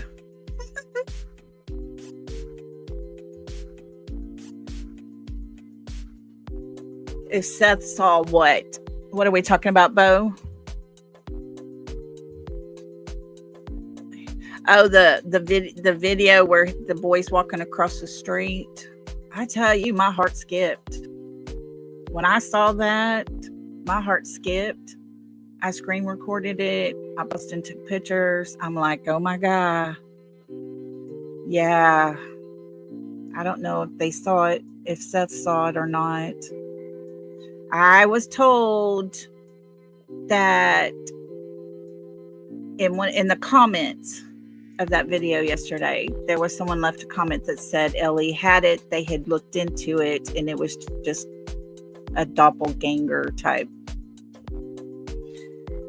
I don't know. Yeah, I had already turned in all of it, and I hope that they checked into that, because that really did look like him. And the way he walked and everything looked like him as well. And like Blue Eye said, you know, Katie showed us pictures where he's got little costumes and things on, and that looked like a costume or some pajamas or something. But yeah, you didn't see that video? Let me see. I think I still have it loaded. Let me look here, see if I still got it here. I think it's this one.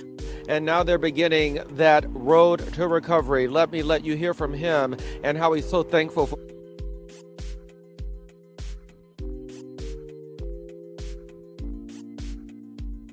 Tells me his grandmother lives here. Fortunately, she wasn't home at the time. She's staying in a nursing home, he tells me. But he was home, along with a friend, when that tree came crashing down into the home. Fortunately, home, he tells me. But he was home. There goes a woman. With the friend when that tree came look crashing down into the home. Fortunately,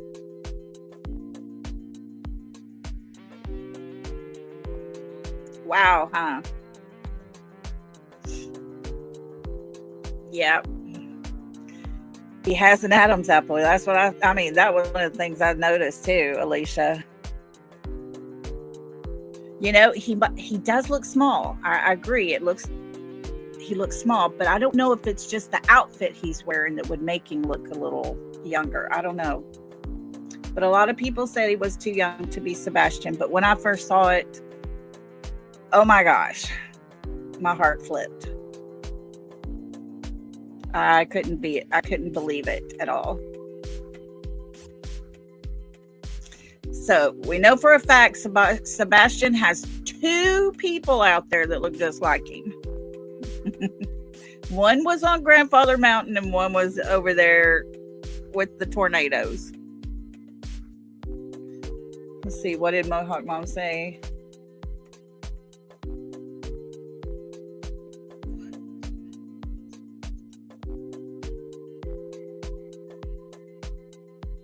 Oh, I don't know about what was shown, Mohawk Mom.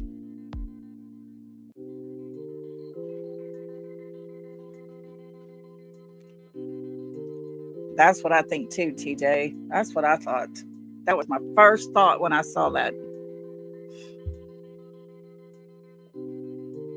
Yeah, and see, that's the thing, Neuro. Katie put out pictures of him when he was so young. That to see this boy, I automatically thought of that because that's what we've been seeing for a year almost. Yeah, Grandfather Mountain looked a lot like him. Yep. And you know, our blue-eyed Jewel, she talked to Chris and to Katie both. And they begged her to go. Yes, it did, didn't it, Mohawk? But Blue Eyes Jewel and her mother drove up there. She told them both that she would. Chris said it wasn't him. Katie said, that's my son. That's my son. Please go. So she goes. She starts asking questions. She got put in a room and interrogated by security. I'm pretty sure Mr. Chris probably called up there and said, hey, look, there's going to be a woman come up there and ask about our son. You need to check her out because she's crazy. So that's what I think. Yeah, and they are both, aren't they? I'm glad they started doing that comparison. That was something I was fixing to start working on, and other people started doing it. Like I said, Susan Smith, who is serving time in jail for leaving her baby strapped into their car seat and rolled her car off into the lake. Yeah. She fake cried better than Katie. Yeah, Mohawk. I remember watching that. Justin took us up there and they didn't do nothing to him. Isn't that something? He could ask, check around, all the things. Hey, not a big deal. Blue Eyes goes in there and she gets interrogated.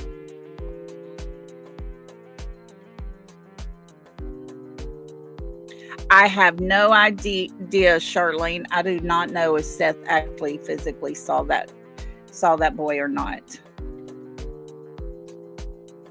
They set her up for sure, TJ. That's what I believe. I know, right, Alicia? That's why I say it don't get any worse than, Susan Smith. And yet she fake cried more and better than Katie did.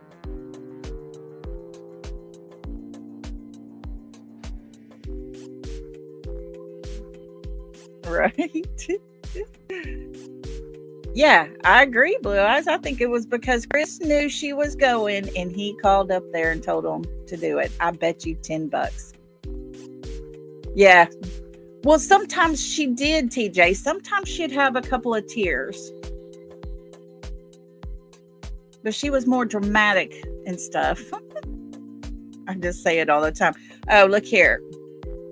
I've had this. I've showed it a long time ago, but it's been a while since I've shown this one. And this says it all for me. Come on. There we go. Just want them to come home, Chris Watts. Jen Soto. I just want her to come home. I want my baby to be okay. Katie Proudfoot. I just want my baby to be okay. We just want you to come home.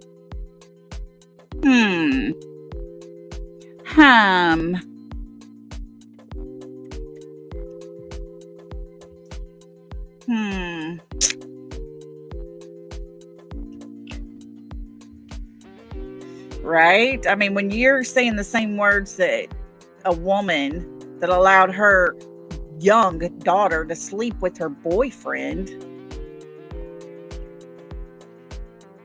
that's not okay. When you're saying the same words that a father who unalived his wife that was pregnant and his 2 young girls, that's not okay. It's nothing to be proud of. I tell you, I can't with these people that do that. The whole thought behind what could possibly have happened to Sebastian in that home. All the CPS reports. Him having to wear pull-ups. The talk of the camera by his snack cabinet. The mention of him having to sleep in the garage. There's so much that it breaks my heart. It makes my heart hurt. And to think of the love that that child had for his dad, that he wanted to protect his father. Tells you what a great kid he was. He was in a place where he's living in turmoil with these hateful people. But yet his mind was over here with his father. His mind was concentrating on taking care of what he had to protect his dad. That's love, guys. That's love.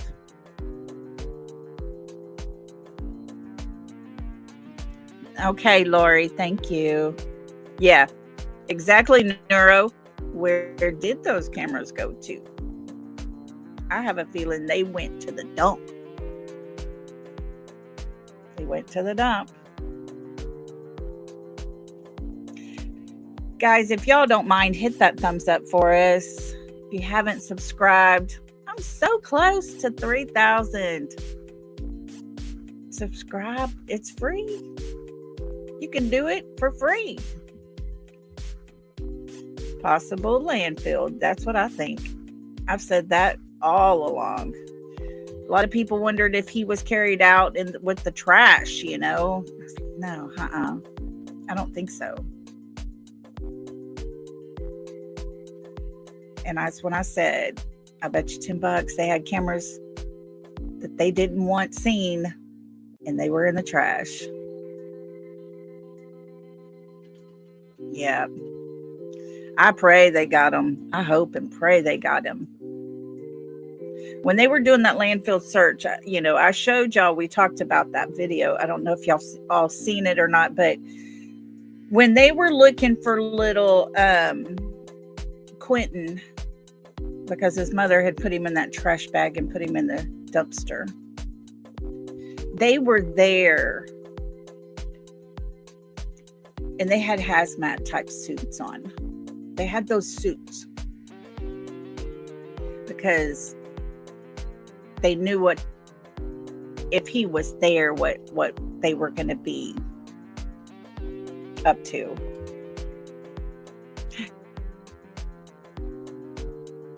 Yes. Thank you, Blue Eyes. But when they searched the landfill in Sebastian's case, they were just there in everyday clothes. They were just there in everyday clothes. They were not there, I don't think, to look for a body. That's just my opinion, but I don't think they were there to look for a body. I think they were there to look for whatever they could find out of their trash.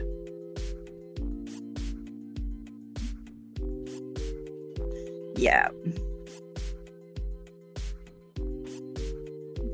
Yeah. You know, with little Quentin, they knew his body was in that trash.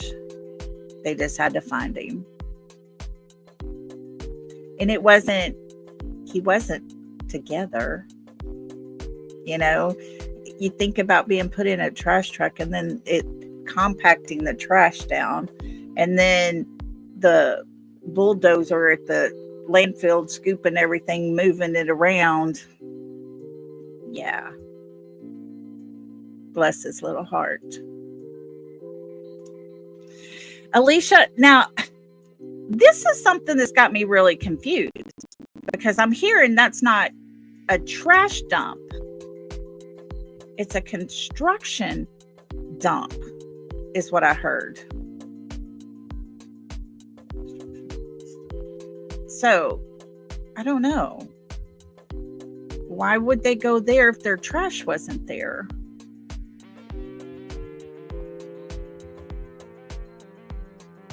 I don't know. Oh, girl, you tell your mama I said I love her.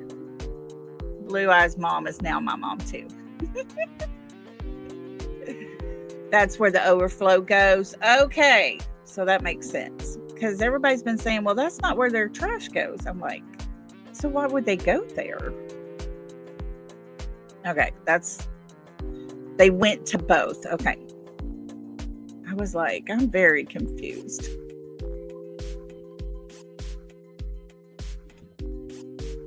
Yes. But the dump that's over by the construction site that caught on fire, that building that caught on fire there, that was very suspicious to me. Oh, I love her so much. She's so sweet. Y'all, one time I was talking on the phone to Blue Eyes. Her mama had gone in to just piddle around in a little store. And she goes, I gotta let you go. I don't know what she's coming out with. That made me laugh. Yeah, why would that building catch on fire? Yeah, the fire was at the office, right close to the construction place.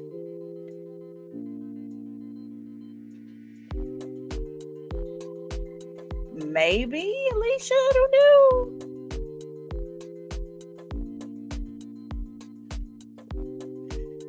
So,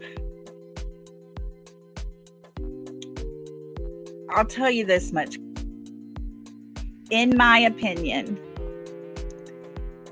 100% my opinion, Sebastian never walked out the door on his own to leave. He was not intending to run away. I honestly believe that he's the kind of kid that if he was going to run away, he would do it in the middle of the daytime. I don't think he would run out that door without grabbing a pair of shoes because they were right there. I don't think he would have ran out without grabbing a coat or a blanket or something, anything he could grab on his way out. And according to his mother, it had been a happy day. There was no fighting, no arguing, nothing. It was all good. And a teenager, does not run away for no reason whatsoever. It doesn't happen. I don't care how you want to put it out there.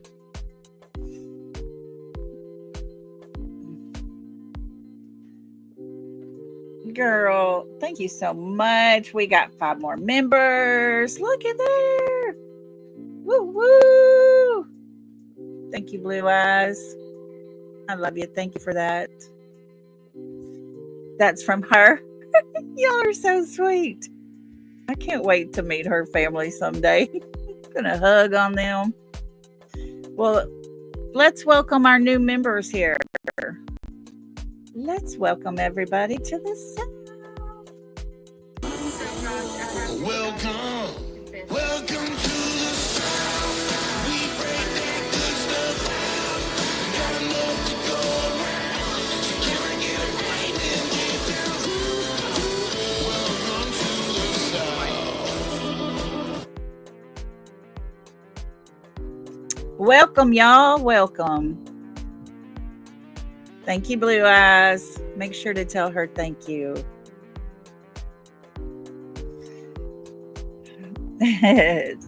Welcome to the new lollipops. Yeah, I think they were looking for cameras. I really do. Because there's been people that have even said that they knew they had cameras inside their house. Alicia, I like country too, but I love me some Dave Finley. He just has that great voice. And y'all can Google him on YouTube and listen to him. He is really good. The SD cards. Mm-hmm. Yep. Or if they're the battery kind, that have the thing in the internal storage. You don't like country, TJ. We'll forgive you. Oh,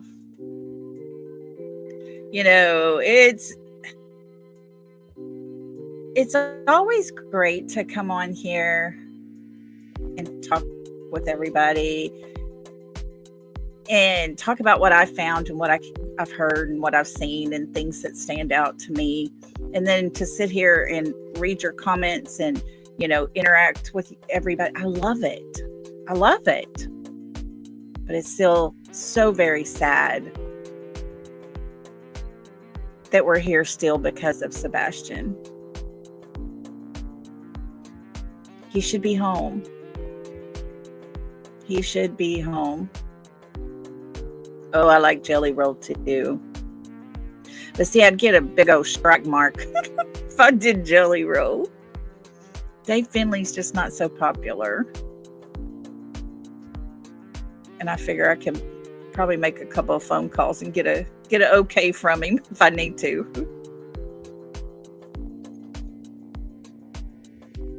But we're here for Sebastian. We're here for him.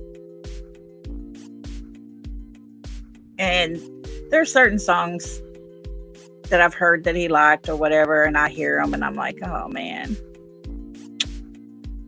I hope wherever he is, that he's safe, that he's warm, that he's being loved.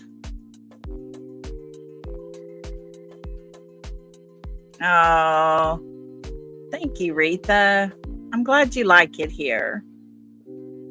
We got to have a place to go to where we can chat and talk it up. And if somebody's got a different opinion, that's your opinion. I can't go against you. So it's all good here. Just don't be disrespectful. That's when I get cranky. Oh.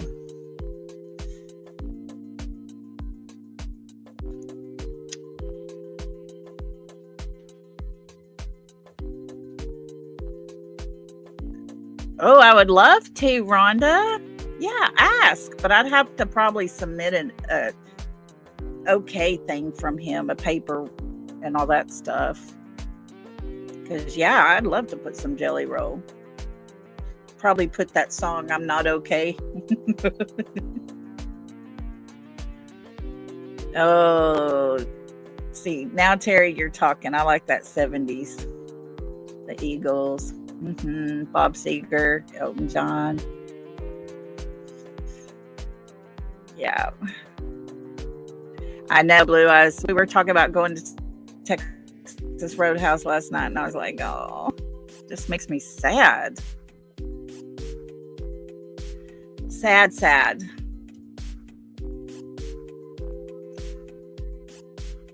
But maybe one day, Sebastian will be back home with his dad. He'll get reacclimated into life with his father.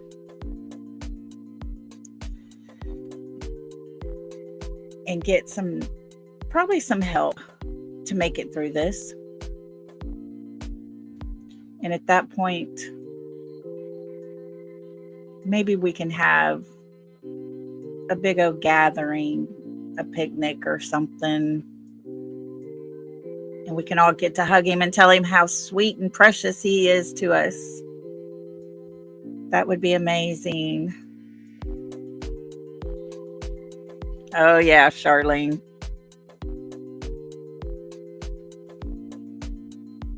Yeah.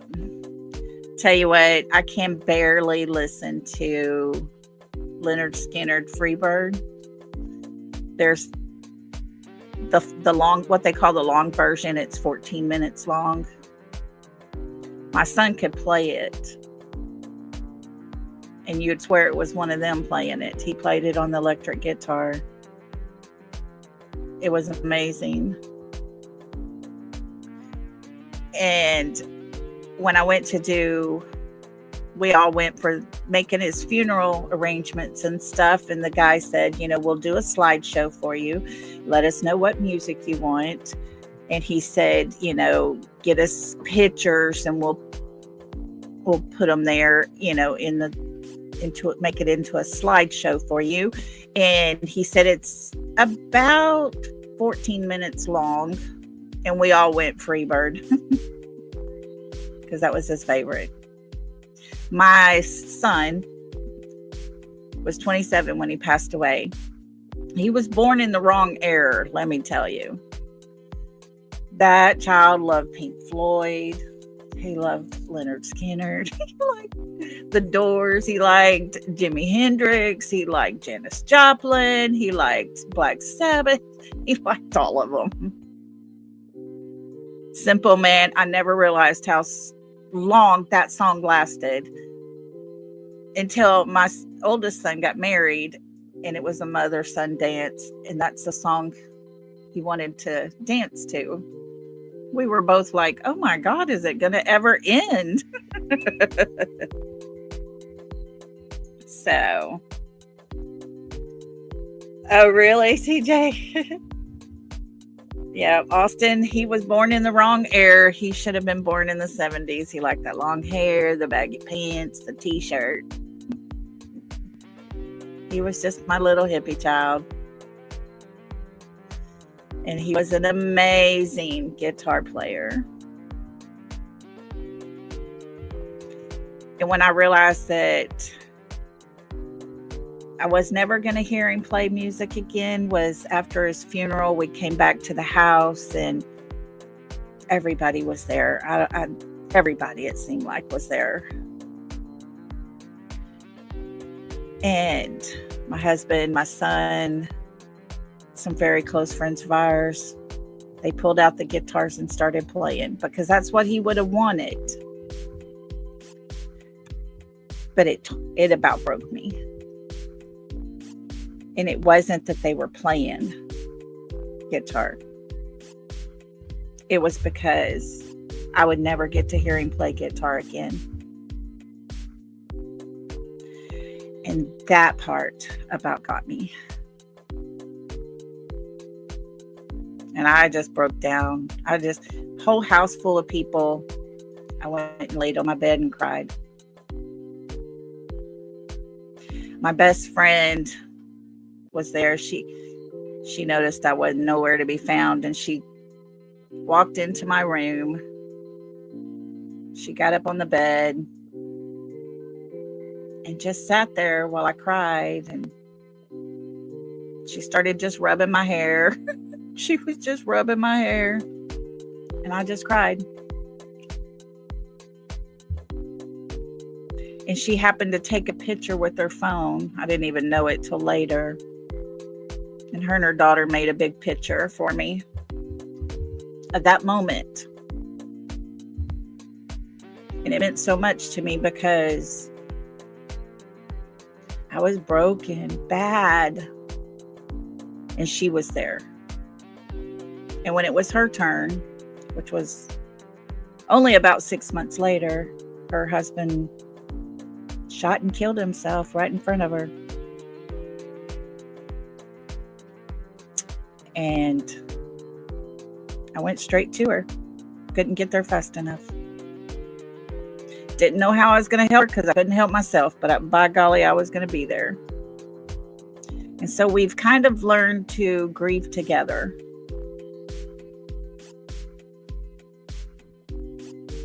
So, life does go on eventually.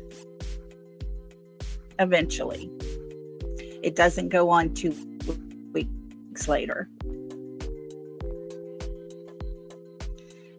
And especially if your child's missing and you're not sure where your child is.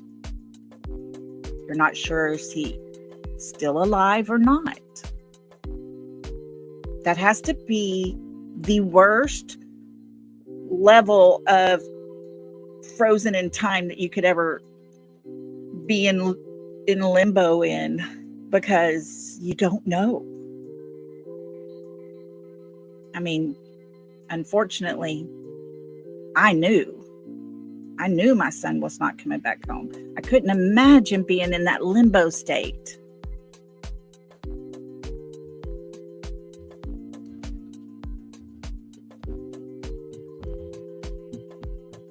Oh, that's so sweet, Erna.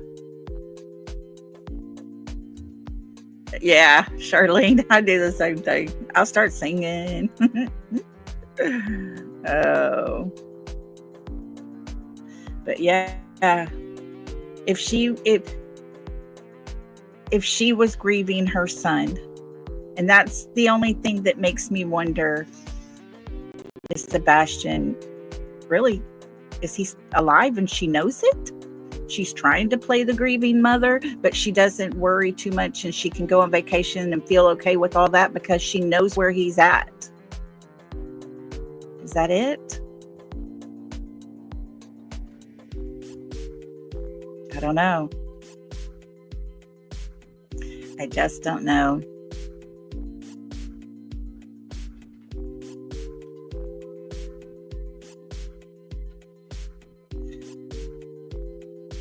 You know what? Let's see. Let me read this. I think it depends on the but, not were they thinking he is not alive. Yeah.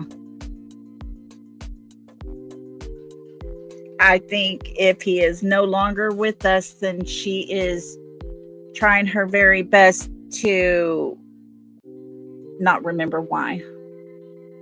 Not to think about. She's trying to hide the fact that she participated in that. She made a choice. And I hope she remembers it every night of her life.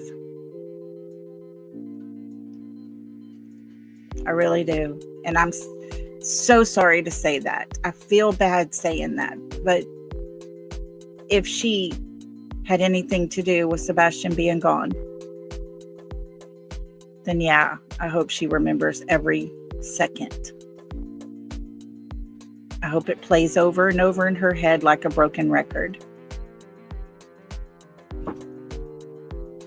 Yeah, Alicia.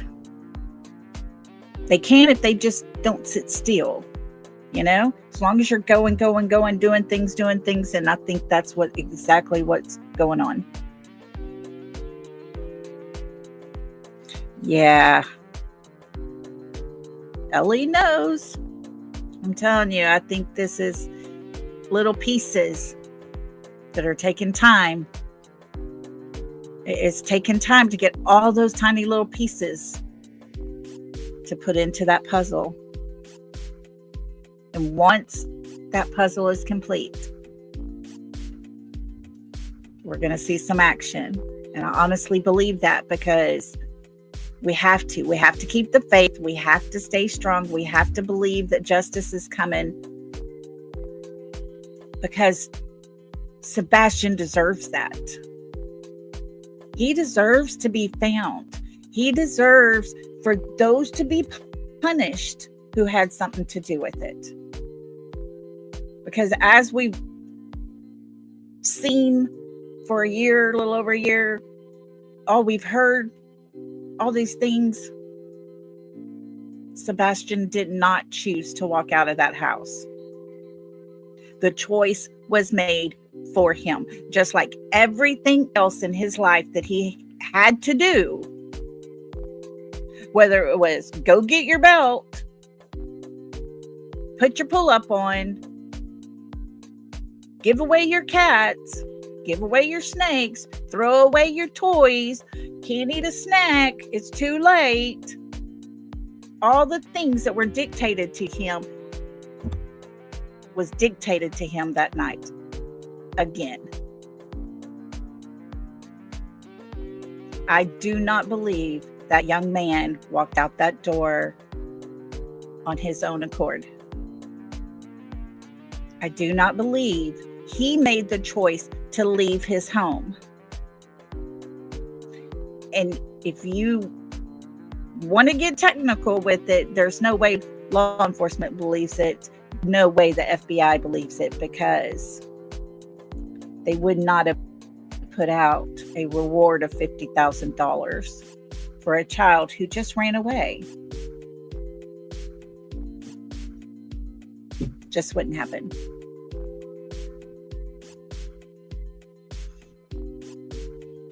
So,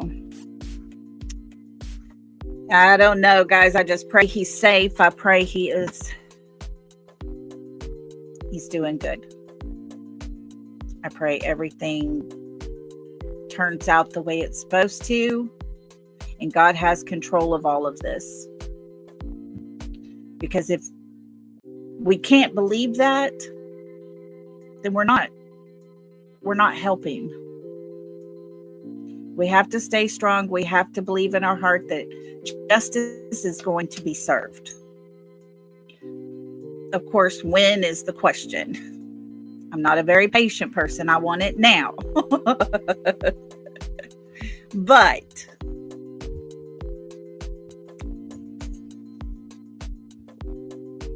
he deserves to be found, and he deserves justice. And if I can continue to come on here every day, even if we repeat things over and over and over again, we're not going to let people forget. We're not going to let people forget the fact that Sebastian did not walk out the front door and off the front porch. We're going to remind people that his stepfather is lying when he said dogs had his scent. We will continue to talk about his mother if we need to. Just to remind everyone, Sebastian is still not home. Let's talk about some reasons why.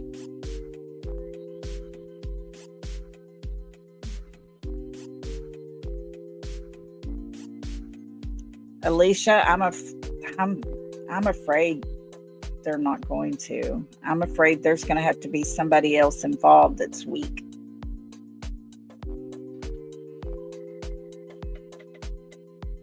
I don't know. I really don't. There's somebody that knows. And no matter how tight of a group you are, there's always a weak link somewhere. There's always a weak link. And we need to figure out who that weak link is. And start pounding them. We can do that.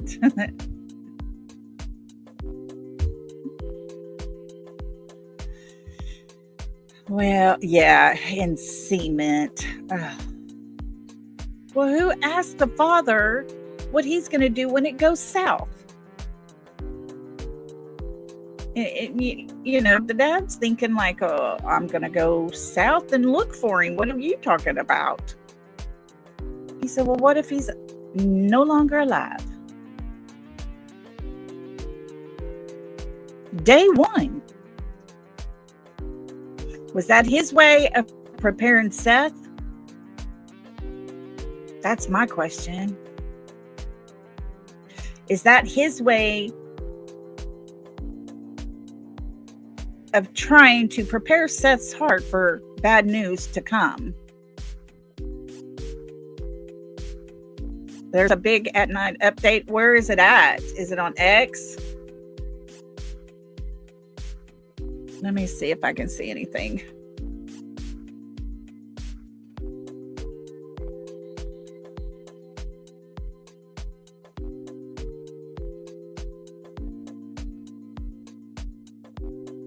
I didn't get a notification on X. Okay, let me check it out, guys. Let me see what's going on. Let me see.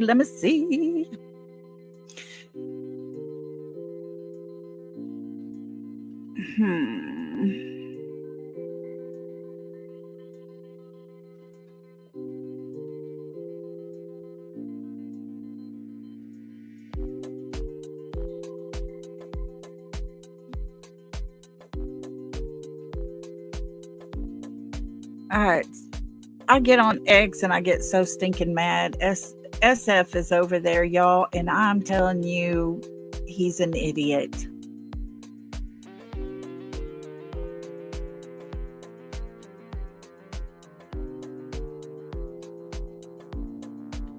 Let's see.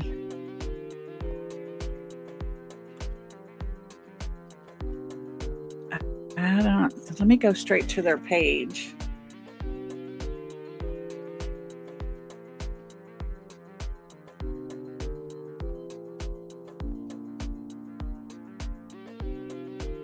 Okay, 15 minutes. No lead is ignored. No angel is unexplored. The effort to bring missing Tennessee teenager Sebastian Wayne Rogers home. We stand at a crossroad in our relentless pursuit of justice for Sebastian Wayne Drake Rogers, a 16-year-old son.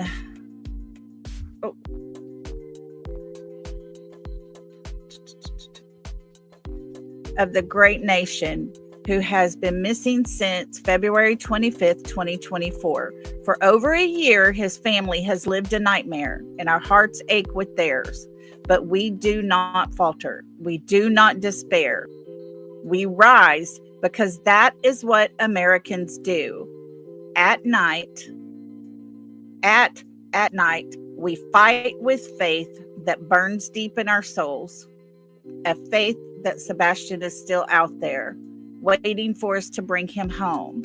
We poured every ounce of our strength into finding him alive, and that fire has not dimmed, not for a single second.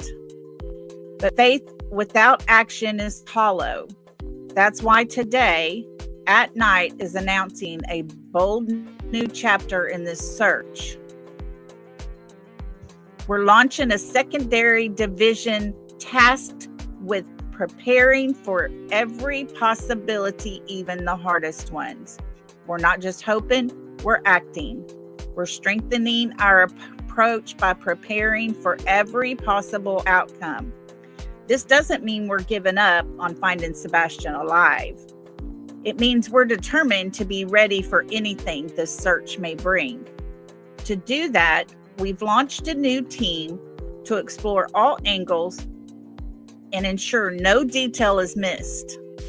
We further respect that this is a criminal investigation and any and all credible claims will be provided to the authorities in Sumner County, the TBI, and the FBI, as well as local authorities whatever the tip may be. America, our children are not just our future, they are our very soul. When one of them is lost, it is a wound to the heart of this nation. We cannot call ourselves the greatest country on earth if we let our kids slip through the cracks. For America to stand tall, we must put our children first every single time. Do you hear that, Katie? Sebastian's fight is our fight, and we must wage it together. We dream for a day when every child can run free, when every parent can rest easy knowing their little ones are safe. That dream is not a distant wish. It is our mission. It starts here with us in this moment. Our primary charge remains unshaken. Find Sebastian alive. Intelligence suggests he is out there, perhaps held, perhaps lost, but alive. No evidence has extinguished that hope, and we cling to it fiercely. Yet with this new division, we widen our gaze. We are digging into every detail to dissect fact from fiction, referencing forensics, building timelines, and working 18-hour days to track down anyone who might hold a piece of the truth. We seek not just a reunion, but justice. Those responsible for this, they cannot hide forever. We will hold them accountable. Woohoo! This is not just our battle, it's yours. Every patriot who cherishes family, who thirsts for justice, who believe our children deserve a fortress of protection. You are the strength of our mission. We need your eyes, your ears, your voices, a fleeting memory, a whispered rumor. Any thread could weave the tapestry of Sebastian's return. Step forward, speak out, join us. Here's how you can answer the call. And it has all the phone numbers. United in resolve, unstoppable in pursuit, Americans forged in struggle and adversity, bound by an iron will, refuse to abandon our own. Sebastian, a young man with dreams, a family yearning, and a nation straining, is one of us. Let us show the world our might, rise as one, and forge a land where no child is lost. The hour is upon us. Our purpose is clear. Together, we are unstoppable and will prevail. For Sebastian, our children, and the souls of our nation, let us bring him home united. Very, very good. Thank you for letting us know about that. That was very good. Very well put. Very, very well put. At this point, you have to be prepared for both. Be prepared for both. Prepare yourself that it may not be the outcome we want. Look at the Madeline Soto case. It makes me so freaking mad to know that her mother is sitting at home happy, enjoying life, doing her thing, when she's the one that allowed her daughter to sleep with her boyfriend. She should be in jail. She should pay a price because she is as responsible as he is. She invited that man into her home and handed her daughter to him. But yet they made a deal with her to get him.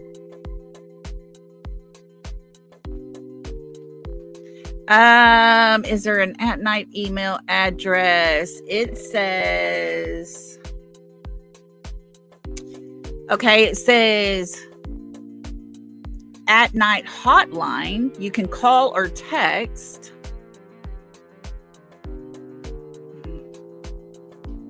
And then an email, mostwanted@manhunts.one. mostwanted@manhunts.one. And spell out ONE. Yes, Texas Plain Jane, she should. She should be in jail. But they made a deal with her so they could get to him. And it just makes me mad because that baby, she didn't know any different. That's her life. That was her life as young as she was when he started coming around. That's what she knew. And it's wrong. And her mother allowed it. There ain't no woman on the face of this earth that's that stupid to not know what's happening. It aggravates me. And I keep trying to tell myself, prepare myself for the one that talks first. The one that talks first is going to get the better deal. It's coming, though. It will come.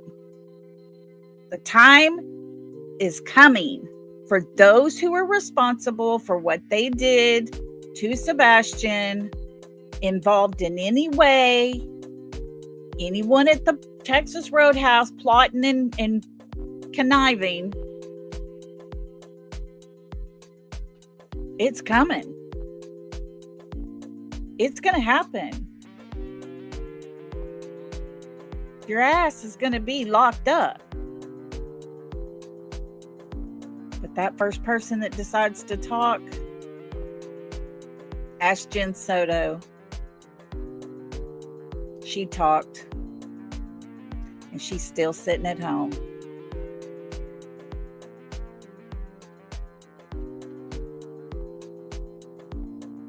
It's disgusting, but it is what it is. At least they found Maddie. And she's not just laying out there like trash somewhere.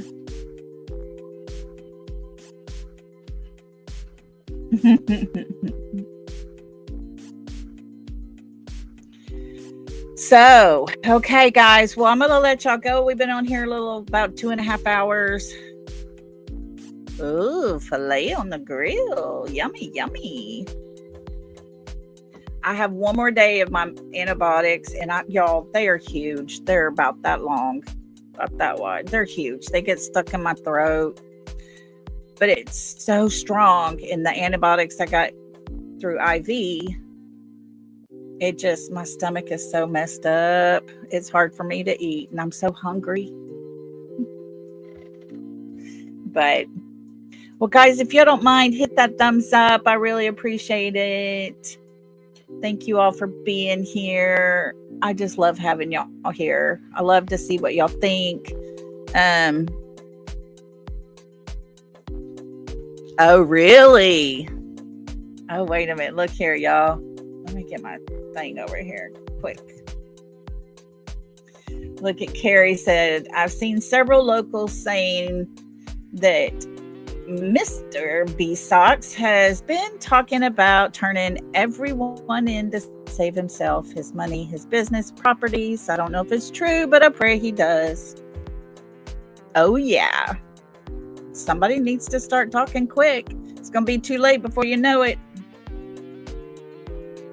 It's going to be too late. Yes. I need to get some. All I need is Jesus. I do. But I ate last night a little, and it was good. I haven't taken any Zofran the last 2 days, so I think I'm getting better. But there for a while, I just felt like I was going to puke. Ugh. But anyways, thank y'all so much. I love you guys. Make sure if you're not subscribed, subscribe and come over here and be part of this family. We have some good times. And we get down serious. I do like chicken. I like the broth, yes. So I will probably be out and about on the streets tonight. And I'll probably see y'all there. So everybody be good. We'll be back on tomorrow and find something to talk about tomorrow. Might just have a question and answer time, you know. If y'all got questions or whatever, open panel if you want to come up. We might do something like that. We'll see. Depends on what happens, right? Because you never know what'll happen overnight. So thank you guys. I love y'all so much. Thank you for the super chats and the super stickers. I love y'all. Y'all are so sweet and precious. Love and hugs to everybody. Bye.